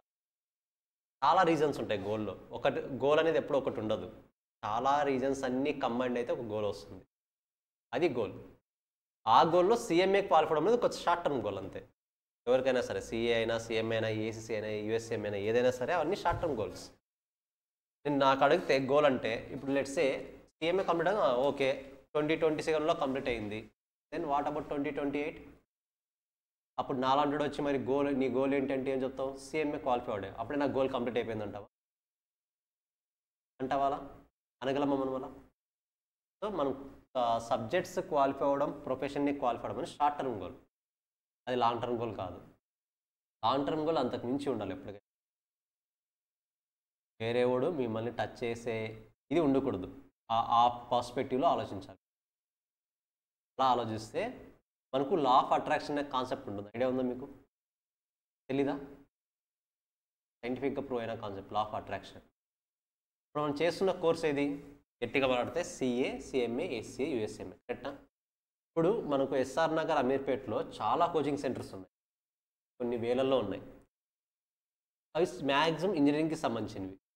మధ్యలో ఎక్కడైనా సిఏ, సిఎంఏ, ఏసీసీఏ, యూఎస్ఎంఏ అనే వర్డ్స్ కనిపిస్తే మీరు ఆ బోర్డ్ని అట్లీస్ట్ ఒక 2 seconds అని అబ్జర్వ్ చేస్తారా చేయరా? మరి మిగతా బోర్డ్స్ అన్నీ ఉన్నాయి కదా, వాటి ఎందుకు అబ్జర్వ్ చేయరు? This is the concept of law of attraction. మనము ఏదైతే ఎక్స్పీరియన్స్ అవ్వాలనుకుంటున్నామో ఆ పార్ట్స్ కనిపించినప్పుడు ఆటోమేటిక్గా మనం ఎక్కువ చూస్తాం, వాటి ఎక్కువ అబ్జర్వ్ చేస్తాం. ఏవైతే మీ థాట్స్ ఉన్నాయో, ఏవైతే thoughts A type of thoughts అయితే మీరు ఆలోచిస్తున్నారో ఆ థాట్స్ మీకు ఎక్కడైనా కనిపిస్తే వాటి మీద ఎక్కువ కాన్సన్ట్రేషన్ చేసి చూస్తారు. అదర్వైజ్ వాళ్ళని చూస్తారా? ఐ మీన్ ఆ బోర్డుని చూస్తారా? చూడము. సింపుల్, ఒక 100 మంది, ఒక 1000 మంది ఉన్నారు. ఇక్కడి నుంచి మనము మెట్రో స్టేషన్ దాటాలంటేనే మధ్యలో ఒక 100 మంది మన సైడ్ నుంచి వెళ్తారు, కరెక్టా? అందులో మీ ఫ్రెండ్ వచ్చాడు అనుకోండి, ఆగుతావా అలాగే వెళ్తావా? ఎలా ఐడెంటిఫై చేస్తావు? లా ఆఫ్ అట్రాక్షన్. నీ ఫ్రెండ్ అనేవాడు ఎప్పుడో నీ మైండ్లో ఉన్నాడు ఆల్రెడీ, కాబట్టి ఆగి మాట్లాడుతున్నావు. ఎందుకు వచ్చే వాళ్ళందరితో ఎందుకు ఆగి మాట్లాడట్లేదు నువ్వు? చెయ్యరు.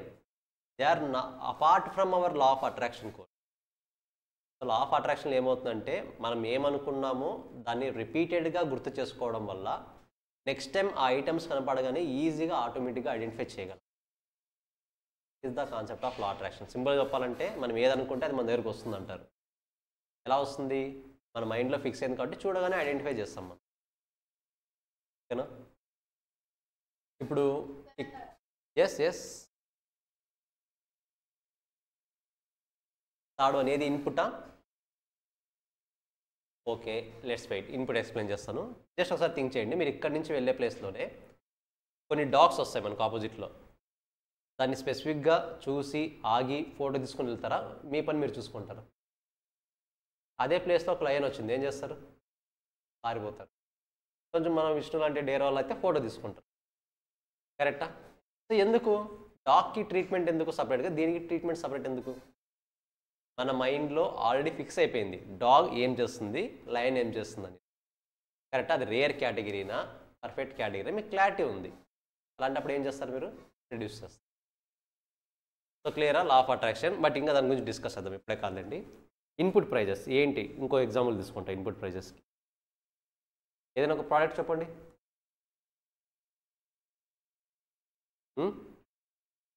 నీ బజ్జీ నువ్వు, సరే నీ బజ్జీనే తీసుకుందాం గైస్. మనకి ఎలాగో మీకు ఈ బజ్జీ ఎగ్జాంపుల్స్ బాగా కనెక్ట్ అవుతున్నాయి కాబట్టి మీకు నేను అదే ఎగ్జాంపుల్ తీసుకుంటా. లెట్స్ సే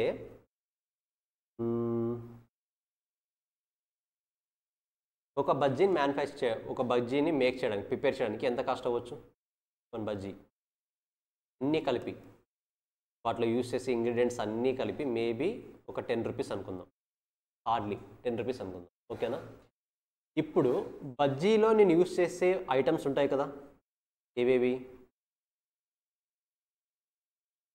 ఆనియన్స్, ఆయిల్, ఇంకా పేషెన్స్, ఎక్విప్మెంట్స్. అంటే ఎక్విప్మెంట్స్ వద్దు, మనం బజ్జీలో యూస్ చేసే ఇంగ్రీడియంట్స్ అడుగుతున్నాం.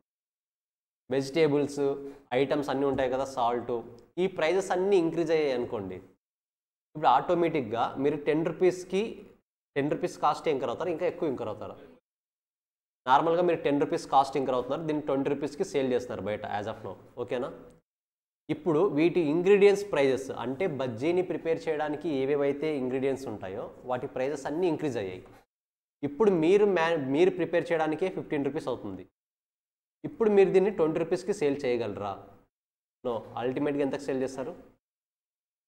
25కి ఆర్ ఇంకా ఎక్కువ అవుతే ఎక్కువ సేల్ చేస్తారు. కరెక్టా?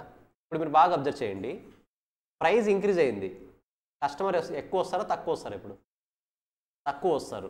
కస్టమర్ తక్కువ వస్తారు కాబట్టి నువ్వు ఎక్కువ బజ్జీలు ప్రిపేర్ చేస్తావా తక్కువ బజ్జీలు ప్రిపేర్ చేస్తావా? తక్కువ బజ్జీలు ప్రిపేర్ చేస్తావు. ఒకసారి బాగా అబ్జర్వ్ చేయండి, ఇన్పుట్ ప్రైస్ పెరగడం వల్ల, ఇంగ్రీడియంట్స్ ప్రైస్ పెరగడం వల్ల సప్లై ఏమైంది? అదే చెప్తున్నారు అక్కడ. ఇన్పుట్ ప్రైజెస్ పెరిగితే ఆటోమేటిక్గా సప్లై కూడా డిక్రీజ్ అవుతుంది. ప్రసన్న క్లియర్? సారీ, అన్నపూర్ణ.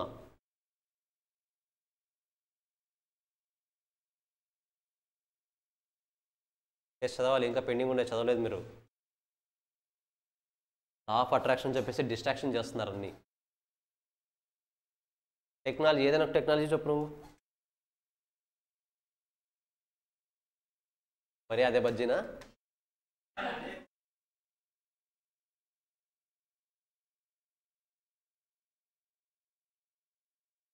చెప్పు విష్ణు, ఏదైనా టెక్నాలజీ చెప్పు, మంచి టెక్నాలజీ. నువ్వు అప్డేటెడ్గా అవుతున్నా టెక్నాలజీ చెప్పు. ఇంతకుముందు ఇప్పుడు ఫ్లైఓవర్స్ కన్స్ట్రక్ట్ చేయాలి అంటే హ్యూమన్ బీయింగ్స్ ఏం చేసేవాళ్ళు? కాంక్రీట్ని వాళ్ళు ఓన్గా మిక్స్ చేసి తీసుకొచ్చి వేసేవాళ్ళు. కరెక్టా? ఇప్పుడు ఏం చేస్తున్నారు? మిషన్స్ వచ్చాయి. ఇప్పుడు ఇంతకుముందు హ్యూమన్ బీయింగ్ చేసే వర్కే సేమ్ మిషన్ చేస్తుంది. దీనివల్ల మనకి ఏమేమి బెనిఫిట్స్ ఉన్నాయి? ఇప్పుడు టైం సేవ్ అవుతుంది, కాస్ట్ సేవ్ అవుతుంది, ఆటోమేటిక్గా వర్క్ అనేది త్వరగా కంప్లీట్ అవుతుంది. కరెక్టా? స్పీడ్గా జరుగుతుంది. అంటే టెక్నాలజీ ఇంప్రూవ్ అవ్వడం వల్ల కాస్ట్ ఏమవుతుంది ఓవరాల్గా నీకు? ఇంతకుముందు నువ్వు ఆ వర్క్ చేయాలంటే ఒక 10 మంది వర్కర్స్ని పెట్టుకునేవాడివి. ఇప్పుడు ఆ మిషన్ ఆపరేట్ చేసే ఒక పర్సన్ని పెట్టుకుంటే చాలు. కరెక్టా? అంటే కాస్ట్ రెడ్యూస్ అవుతుందా లేదు నీకు? కాస్ట్ రెడ్యూస్ అవుతుంది అంటే ఆటోమేటిక్గా నువ్వు సప్లై ఏం చేస్తావు? ఇంక్రీజ్ చేస్తావు. That is the concept of technology. Technology వల్ల కాస్ట్ తగ్గుతుంది, కాస్ట్ తగ్గడం వల్ల నువ్వు సప్లైని ఇంక్రీజ్ చేస్తావు. క్లియర్?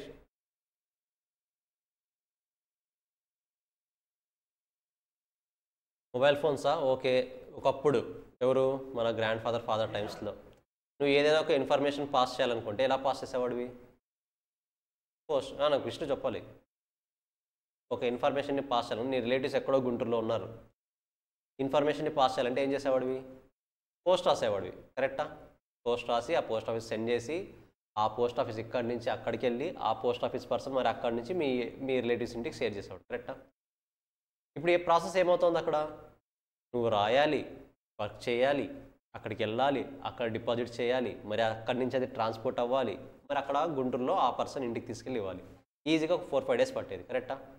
ఇప్పుడు ఆ ప్లేస్లో ఏమొచ్చింది? ఫోన్ వచ్చింది. ఇప్పుడు ఫోన్ రావడం వల్ల అంత వర్క్ జరుగుతుందా? జస్ట్ ఒక 5 మినిట్స్లో వర్క్ అయిపోతుందా? 5 డేస్లో అయ్యే వర్క్ 5 మినిట్స్లో అవుతుంది. డిఫరెన్స్ లేదా? సాటిస్ఫాక్షన్ లెవెల్ దేంట్లో ఎక్కువ ఉంటుంది? పోస్ట్లోనా మొబైల్లోనా? ఇక్కడ ఎక్స్పీరియన్స్ బాగుంటుంది. కరెక్టా? సో అల్టిమేట్గా టెక్నాలజీ అప్డేట్ అవ్వడం వల్ల ఏమవుతుంది? నీకు కాస్ట్ సేవ్ అవుతుంది. ఇంతకుముందు పోస్ట్ ఆఫీస్ చేయాలంటే వాడు 20 రూపీస్ 30 రూపీస్ తీసుకునేవాడు. ఇప్పుడు నువ్వు 10 రూపీస్ రీఛార్జ్ చేపిస్తే చాలు, ఫోన్ మాట్లాడగలవు. కరెక్టా? కాస్ట్ తగ్గుతుందా లేదా? సప్లై కూడా ఇంక్రీజ్ అవుతుంది. అలాగే టెక్నాలజీ. క్లియర్? నెక్స్ట్ ఏంటి? Government policies. ఇంతకుముందు చెప్పుకున్న పాయింటే. సబ్సిడీస్ ఇవ్వాలనుకున్నప్పుడు సబ్సిడీస్ ఇస్తే ఆటోమేటిక్ సప్లై ఏమవుతుంది? ఇంక్రీజ్ అవుతుంది. If the producers are expect to increase in the prices of a commodity, then they will supply less at the present price and hold the stock in order to sell at higher price. Guys, hold కాదు, అది hold చేయడం. Hold the stock in order to sell at higher prices in the near future. So మనం price expectations అవుతున్నాం మాకు. Government policies కదా. అది కూడా చెప్పుకున్న పాయింటే, don't worry. Government policies of taxes and subsidies on the goods bring about the changes in supply. Higher taxes on the producers. Higher taxes on goods discourage the producers and higher supply will be less. And their supply will be less. On the other hand, subsidies from the government encourage the producers to supply more. సింపుల్గా చెప్పాలంటే electric వెహికల్స్కి చెప్పుకున్నాం కదా example. Electric వెహికల్స్కి మ్యానుఫ్యాక్చరర్స్కి ఏమి ఇస్తారు? Subsidy ఇస్తారు. Subsidy వల్ల price ఏమవుతుంది? వాళ్ళకి కాస్ట్ ఏమవుతుంది? డిక్రీజ్ అవుతుంది. కాబట్టి వాళ్ళు ఏమి చేస్తారు? ఎక్కువ సప్లై చేస్తారు. ఇది ఎవరు? మ్యానుఫ్యాక్చరర్ పాయింట్ ఆఫ్ వ్యూలో. మ్యానుఫ్యాక్చరర్ మీన్స్ ప్రొడ్యూసర్ ఇక్కడ. ఓకేనా? అదే కస్టమర్ పాయింట్ ఆఫ్ వ్యూలో థింక్ చేయండి. ఎక్కువ ప్రైస్ పెట్టి కొనాలి. కాబట్టి ఏం చేస్తారు? నువ్వు ఎక్కువ ప్రైస్ పెట్టి కొను, కాకపోతే ట్యాక్స్ బెనిఫిట్స్ తీసుకో. ట్యాక్స్ తక్కువ పే చేయాల్సినగా బెనిఫిట్స్ తీసుకో. దీనివల్ల కస్టమర్ అట్రాక్ట్ అవుతాడు, ప్రొడ్యూసర్ అట్రాక్ట్ అవుతాడు, సప్లై ఇంక్రీజ్ అవుతుంది. అది government policies. Next expectations about future prices. చెప్పుకున్నాం కదా ఇంతకుముందు ఆనియన్, టమోటో ప్రైజెస్ ఇంక్రీజ్ అవుతున్నాయి. అలాంటప్పుడు సెల్లర్గా నువ్వేం చేస్తావు? సేల్ చేస్తావా, హోల్డ్ చేస్తావా? స్టాక్ హోల్డ్ చేస్తావు. ఎందుకు? ఇంకాస్త ప్రైజెస్ పెరిగిన తర్వాత సేల్ చేద్దామని. అంటే దాని మీనింగ్ ఏంటి? ఫ్యూచర్లో ప్రైజెస్ హై అవుతాయి అనుకుంటే యాజ్ ఏ సెల్లర్గా నువ్వేం చేస్తావు? ప్రోడక్ట్ని హోల్డ్ చేస్తావు. ఇప్పుడు గోల్డ్ ప్రైజెస్ కూడా ఈరోజు ఒక 75,000 ఉందనుకోండి, నెక్స్ట్ 1 వీక్లో ఇది 1 lakh అవుతుంది అన్నారు అనుకోండి, ఆటోమేటిక్గా యాజ్ ఏ సెల్లర్గా నువ్వేం చేస్తావు? ఇప్పుడు సేల్ చేయాలని చూస్తావా, 1 వీక్ తర్వాత సేల్ చేయాలని చూస్తావా? 1 వీక్ తర్వాత. సో సప్లై ఇంక్రీజ్ చేయాలా, డిక్రీజ్ చేయాలనేది ఎవరి మీద కూడా డిపెండ్ అవుతుంది? Expectations about the future. అల్టిమేట్గా సెల్లర్ డిసైడ్ అవుతాడు. బట్ ఆ సెల్లర్ డిసైడ్ అవ్వడానికి బేస్ ఏంటి? Future expectations. క్లారిటీ వస్తుందా? If the producer expect an increase in the price of the commodity, then they will supply less at the present price. Present ప్రైస్తో తక్కువ supply చేస్తారు. And hold the stock of the order to sell it hire prices in the near future. Same example కదా onion tomato example. This will be opposite in case of anticipated fall in the price. ఫ్యూచర్లో అదే prices fall అవుతాయని తెలిసింది. Gold price 75,000 ఉంది, నీకు పక్కా information వచ్చింది 50,000 పడిపోతుందని. ఇప్పుడు నువ్వేం చేస్తావు? ఉన్న గోల్డ్ని హోల్డ్ చేస్తావా, సేల్ చేస్తావా? సేల్ చేస్తాం. అంటే ప్రైజెస్ తగ్గుతాయి అనుకుంటే సప్లైని ఇంక్రీజ్ చేస్తాం, ప్రైజెస్ ఇంక్రీజ్ అవుతాయి అనుకుంటే సప్లైని డిక్రీజ్ చేస్తాం. Is it clear? అవి కూడా ఒకసారి 2 చదవండి ఫస్ట్. నెక్స్ట్ ఇంకా 3 ఉంటాయి, అవి కూడా కంప్లీట్ చేస్తాం. ఫస్ట్ 2 చదవండి.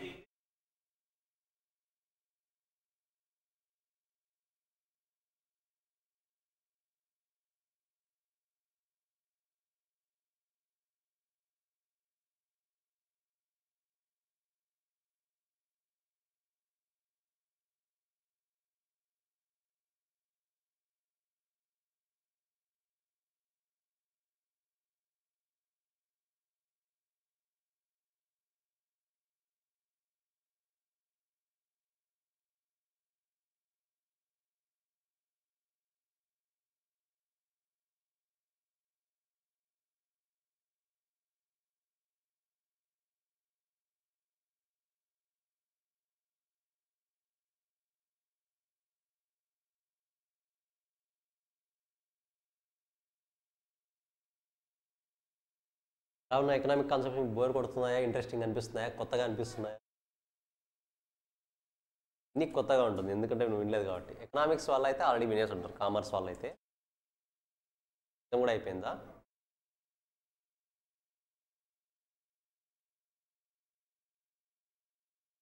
రేపు రేపు ఎగ్జామ్ ఉంది కదా, తెలుస్తుంది క్వశ్చన్స్ చూడగా మీకు.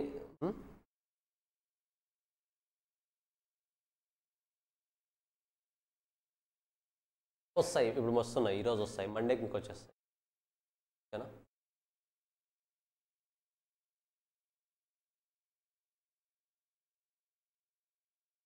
బుక్స్ ఈరోజు సెండ్ అవుతాయి గుంటూరు నుండి, రిమైనింగ్ బుక్స్. మీకు కంప్లీట్ అయ్యేంత వరకు బుక్స్ 1 by 1 వస్తూనే ఉంటాయి. మాడ్యూల్ 2 కాదు, MCQs బుక్స్.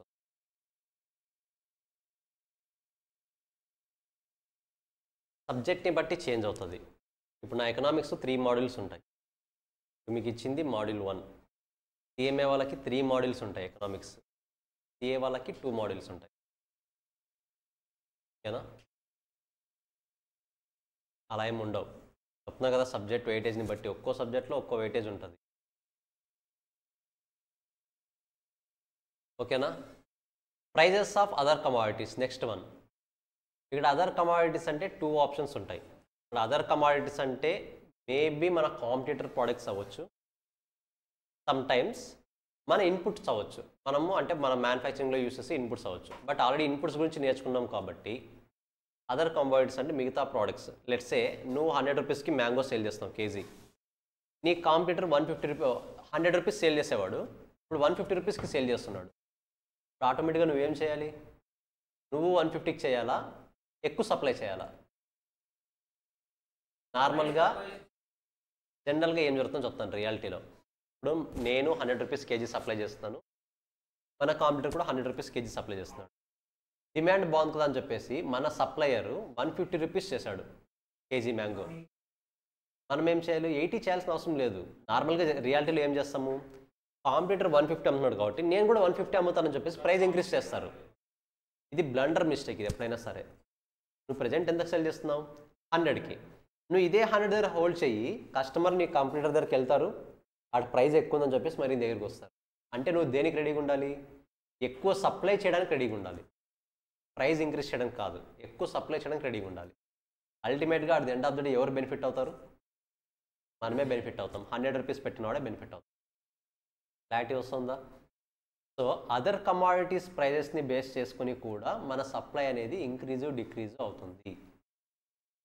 ఓకేనా? రియాలిటీలో మనం థింక్ చేసేది కరెక్ట్ కాదు. రియాలిటీలో కాంపిటీటర్ ఇంక్రీజ్ చేయడం మనమే ఇంక్రీజ్ చేస్తాం, కరెక్ట్ కాదు.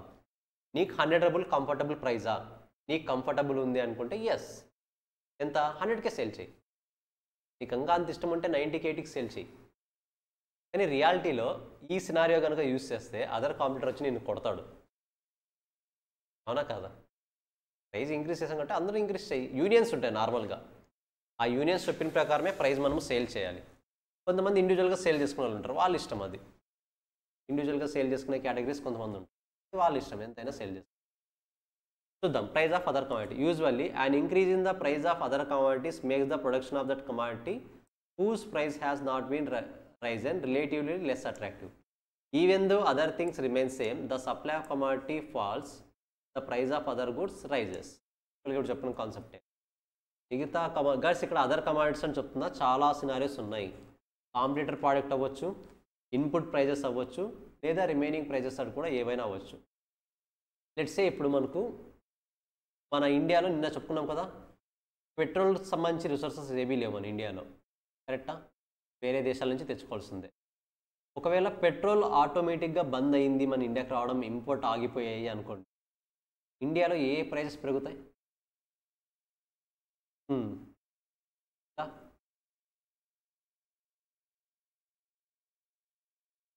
ఇప్పుడు మనకు ఇంపోర్ట్స్ రావాల్సిన పెట్రోల్ ఇంపోర్ట్ రాలేదు, ఆగిపోయినాయి మధ్యలో కొన్ని ఇష్యూస్ వల్ల. ప్రజెంటు మన ఇండియాలో ఒక 1 మంత్కి అయ్యేంత పెట్రోల్ క్యాపబిలిటీ మనకి ఇండియాలో ఉంది. అంటే మన దగ్గర స్టాక్ ఉంది, 1 మంత్ ఇండియా మొత్తానికి అయ్యేంత స్టాక్ ఉంది. ఇప్పుడు ఈ రోజు నుంచి స్టాక్ మొత్తం ఆగిపోతుంది. ఏ స్టాకు?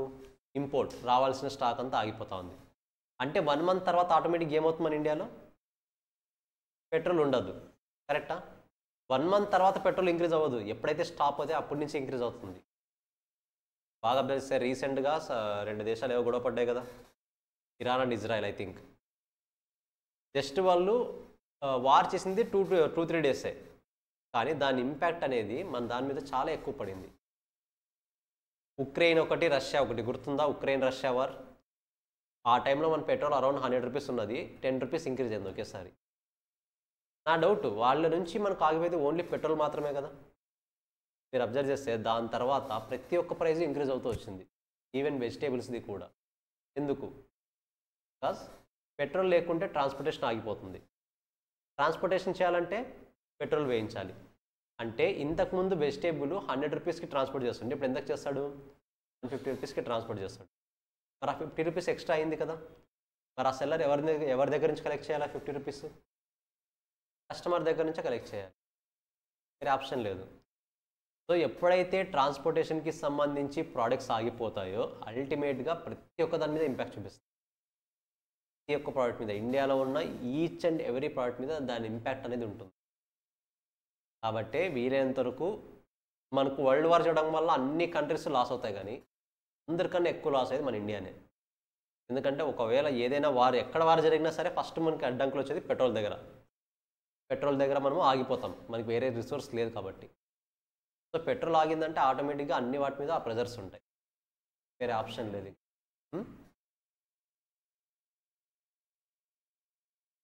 నార్మల్గా వార్ జరిగిందంటే ఇంకా ఆ కంట్రీస్ దగ్గర నుంచి ఆ రోజులో సప్లై అవ్వవు ఇంకా. ఆగిపోతాయి అక్కడితో. మీకు బాగా గుర్తుంటే మధ్యలో మనకు ఒక షిప్ రివర్లో ఇరుక్కుపోయిందని చెప్పారు, గుర్తుందా? లేదా ఎప్పుడు క్రూజ్ షిప్ ఇరుక్కొని పోయింది, దానివల్ల కొన్ని లక్షల కోట్లు లాస్ వస్తుంది అని ఒక 2 years back, 2.5 years back. I think green ship something ఏదో ఉంది అది.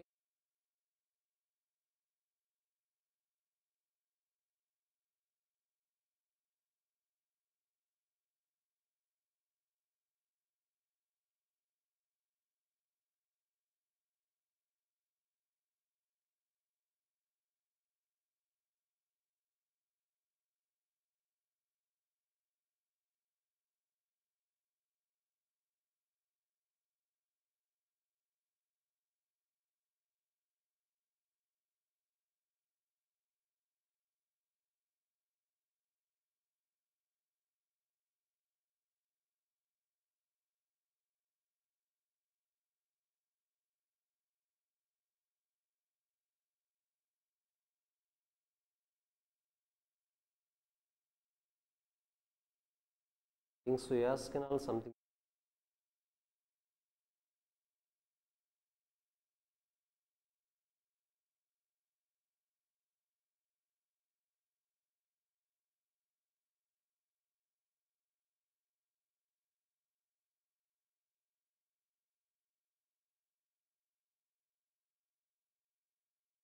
Ever given.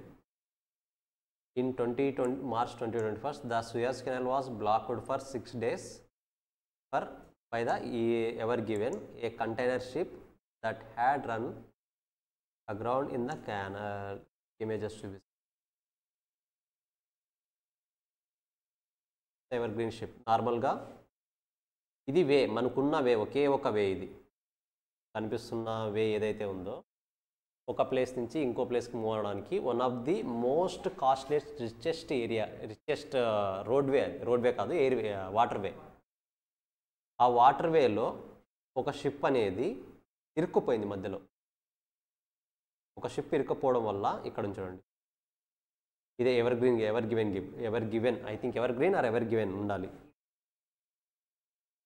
ఇది ఆగిపోవడం వల్ల ఇక్కడ కనిపిస్తుంది క్లియర్గా 6 days అనేది వర్క్ ఆగిపోయింది. ఇక్కడ చూడండి మ్యాప్లో ఆ రూట్ కూడా తెలుస్తుంది. అన్నీ స్టాప్ అయిపోయాయి. ఇక్కడ సంథింగ్ ఇక్కడ ఇరుక్కొని ఉండాలి. అది ఒకే వే ఉండేది మనకి. ఇక్కడ ఆగిపోవడం వల్ల ఇక్కడ నుంచి ఇక్కడ వరకు మొత్తం ఆగిపోయాయి. దీనివల్ల లాస్ ఏమైందో చూడండి. Were given right.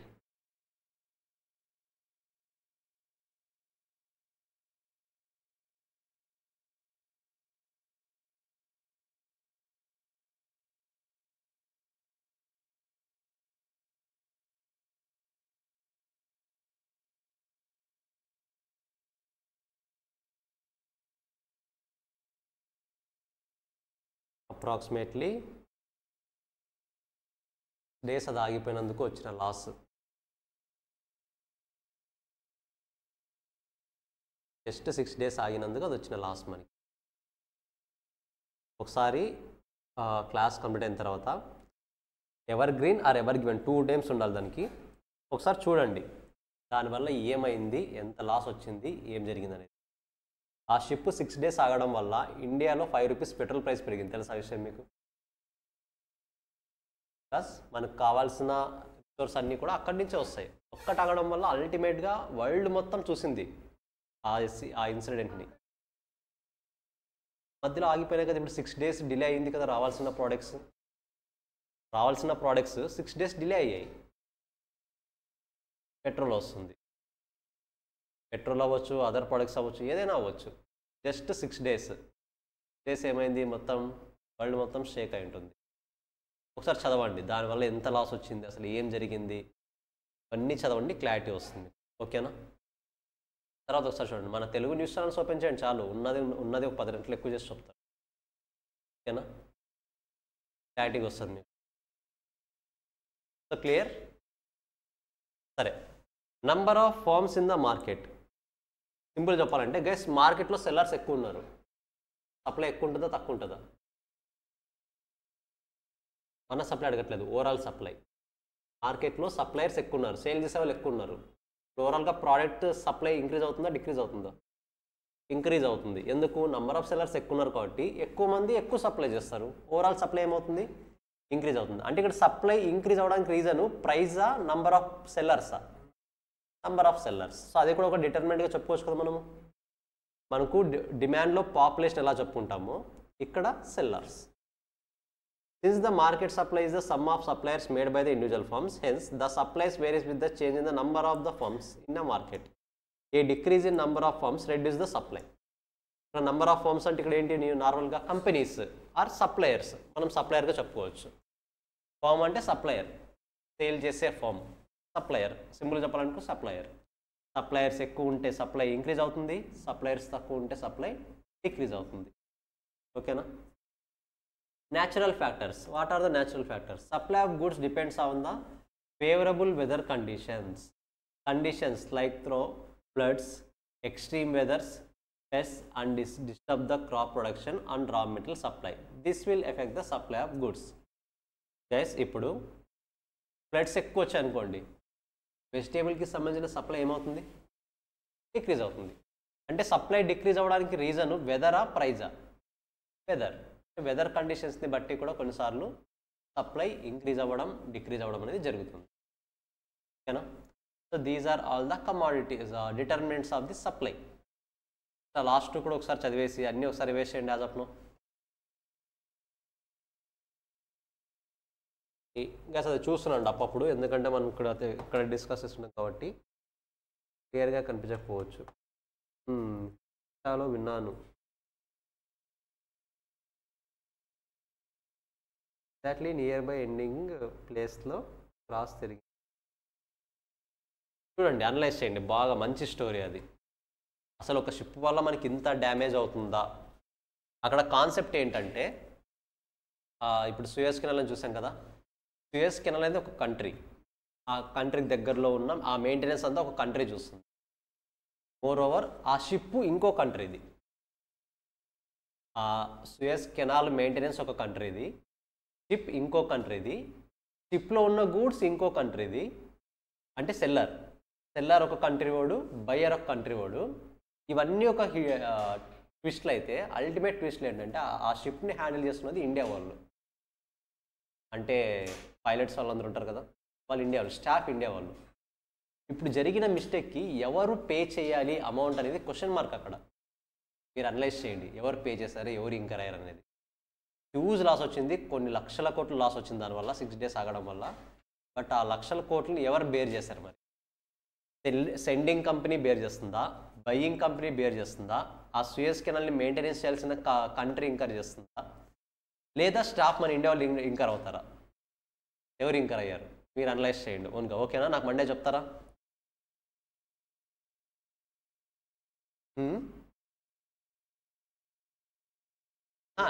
ఎవరు ఇంకర్ అవ్వాలి కాదు, అసలు ఏం జరిగింది ఆ సినారియో, ఎవరు ఎంత బేర్ చేశారు, ఎంత అమౌంట్ ఎవరు బేర్ చేశారు, ఎవరి మీద బర్డెన్ పడింది, ఒకసారి మీరు ఓన్గా అనలైజ్ చేయండి case స్టడీస్ని.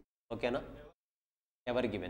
Ever given ship case అంటే ఆటోమేటిక్గా దాని గురించి మనం చెప్పాం కదా, మన తెలుగులో చాలా ఉన్నాయి ఛానల్స్, మీకు కంప్లీట్ డీటెయిల్స్ ప్రొవైడ్ చేస్తారు. చాలా ఇంట్రెస్టింగ్ కాన్సెప్ట్, ఒకసారి చూడండి. అక్కడ సినారియో అంతా కూడా ఆ లాస్ వచ్చిన అమౌంట్ని ఎవరు బేర్ చేయాలి, సెండింగ్ కంట్రీ వాడు బేర్ చేయాలా, బయ్యింగ్ కంట్రీ వాడు బేర్ చేయాలా, ఆ సూయజ్ కెనాల్కి సంబంధించి మెయింటెనెన్స్ వాడు ఇంకర్ చేయాలా. ఇక్కడ ప్రాబ్లం ఏంటంటే ప్రోడక్ట్ ఒకటిది, సెండింగ్ ప్రోడక్ట్ ఒకడు, బయ్యింగ్ ప్రోడక్ట్ ఒకడు, షిప్ ఒకడు. షిప్ కూడా వాడు కాదు మరి, కానీ ఆ షిప్లో ఉన్నది ఎవరు? స్టాఫ్ ఇండియా వాళ్ళు. అంటే ఆల్మోస్ట్ ఒక 4-5 కంట్రీస్ ఇంక్లూడ్ అయ్యాయి ఆ షిప్ సినారియోలో. మరి ఎవరు బేర్ చేయాలి ఆ కాస్ట్ని, ఎవరు బేర్ చేశారు? మీరంతా ఒకసారి కేస్ స్టడీ చదవండి. ఓకేనా? చాలా ఇంట్రెస్టింగ్ ఉంటుంది. మనకేమొస్తుంది సార్ సిలబస్లో లేదనుకోవద్దు, సిలబస్లో ఉన్నది ఫౌండేషన్ కంప్లీట్ అయిన వరకు, మహా అంటే మీరు CMA క్వాలిఫై అయిన వరకు యూజ్ అవుతుంది అంతే. ఈ ప్రొఫెషనల్ కోర్స్ క్వాలిఫై అయిన వరకు CA, CMA, SCL అంతే. కానీ రియల్ టైం ఎక్స్పీరియన్స్తో మీరు ఏవైతే నేర్చుకుంటారో డెఫినెట్గా మీకు యూజ్ అవుతాయి, చాలా విషయాలు తెలుస్తాయి. ఓకేనా? మీకే అనిపించలేదా షిప్ ఆగిపోవడం వల్ల 6 days ఇంత లాస్ రావడం ఏంటనేది? అవునా కాదు? సో థింక్ చేయండి, ఒకసారి వేస్ట్ చేయండి, క్లోజ్ చేసేయండి ఈరోజు. ఇది ఎలాస్టిసిటీ నెక్స్ట్ క్లాస్లో స్టార్ట్ చేద్దాం. హార్డ్లీ 2 డేస్లో సప్లై కాన్సెప్ట్ అయిపోతుంది. మీకు ఈక్విలిబ్రియం అనే కాన్సెప్ట్ వస్తుంది నెక్స్ట్. అది కూడా మేబీ నెక్స్ట్ 2 or 3 క్లాసెస్తో అయిపోతుంది సప్లై కాన్సెప్ట్. దాని తర్వాత we can start MCQs. Just waste చేయండి ఒకసారి.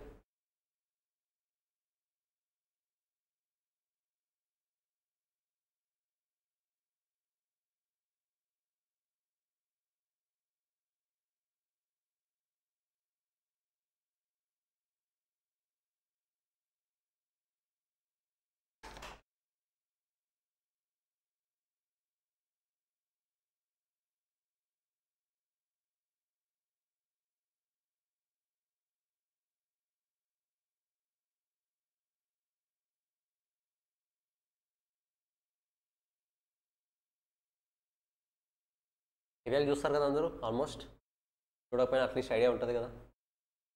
అందరూ ఐపీఎల్ అనగానే మేము ఎలా థింక్ చేస్తాం, ఏ టీం గెలిచింది, ఎవరు ఎక్కువ రన్స్ చేస్తారు, ఎవరు ఎక్కువ వికెట్లు తీస్తారు, అవి చూస్తారు. బట్ మనం ఏం థింక్ చేయాలి తెలుసా, as a professional students? Income ఎలా వస్తుంది థింక్ చేయాలి. ఒక బాల్ వేస్తే మన బీసీసీఐకి ఎంత ఇన్కమ్ వస్తుందో తెలియాలి నాకు. ఒక బాల్ వేస్తే ఒక బౌలర్ 1 బాల్ వేస్తే ఆ బాల్కి బీసీసీఐకి ఎంత ఇన్కమ్ వస్తుందో మీకు తెలుసా? ఆన్ యావరేజ్, బాల్ బేసిస్ కాదు, ఆన్ యావరేజ్ చెప్తున్నా.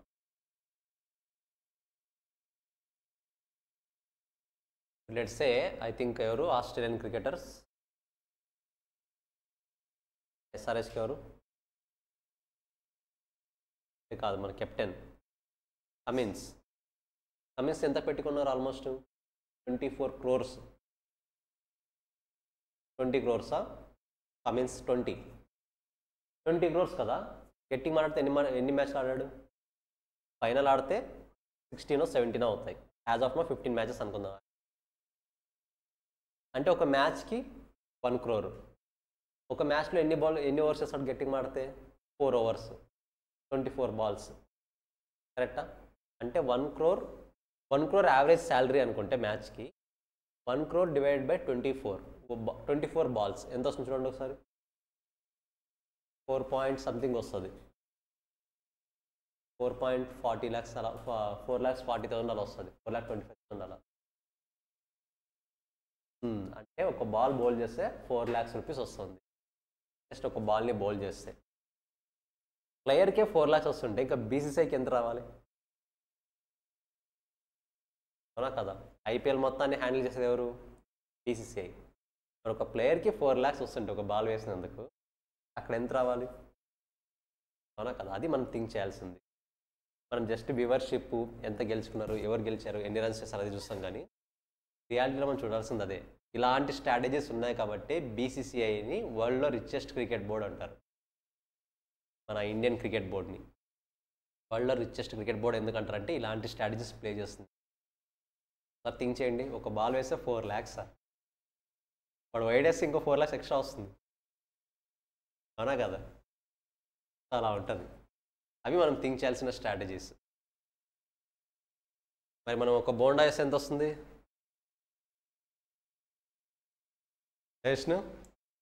అది కూడా క్యాలిక్యులేషన్స్ పర్ఫెక్ట్గా ఉండాలి. అవునా కదా. సో గైస్, ఇది ఓవరాల్గా ఒకసారి రివైజ్ చేయండి. మనలో ఎవరో క్రికెట్ ప్రియులు మెసేజ్ చేశారు.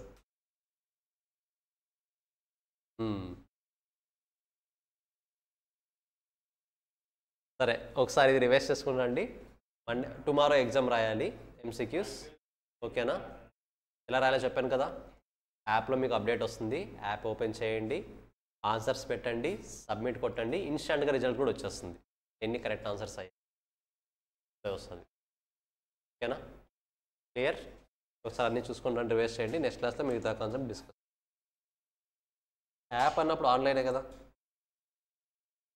ఓకేనా? టుమారోకి మాత్రమే ఆన్లైన్ ఎగ్జామ్. నెక్స్ట్ వీక్ మరీ చేంజ్ అవ్వచ్చు. ఓకేనా? నెక్స్ట్ అసలు మీట్ అవుతాం. బాయ్.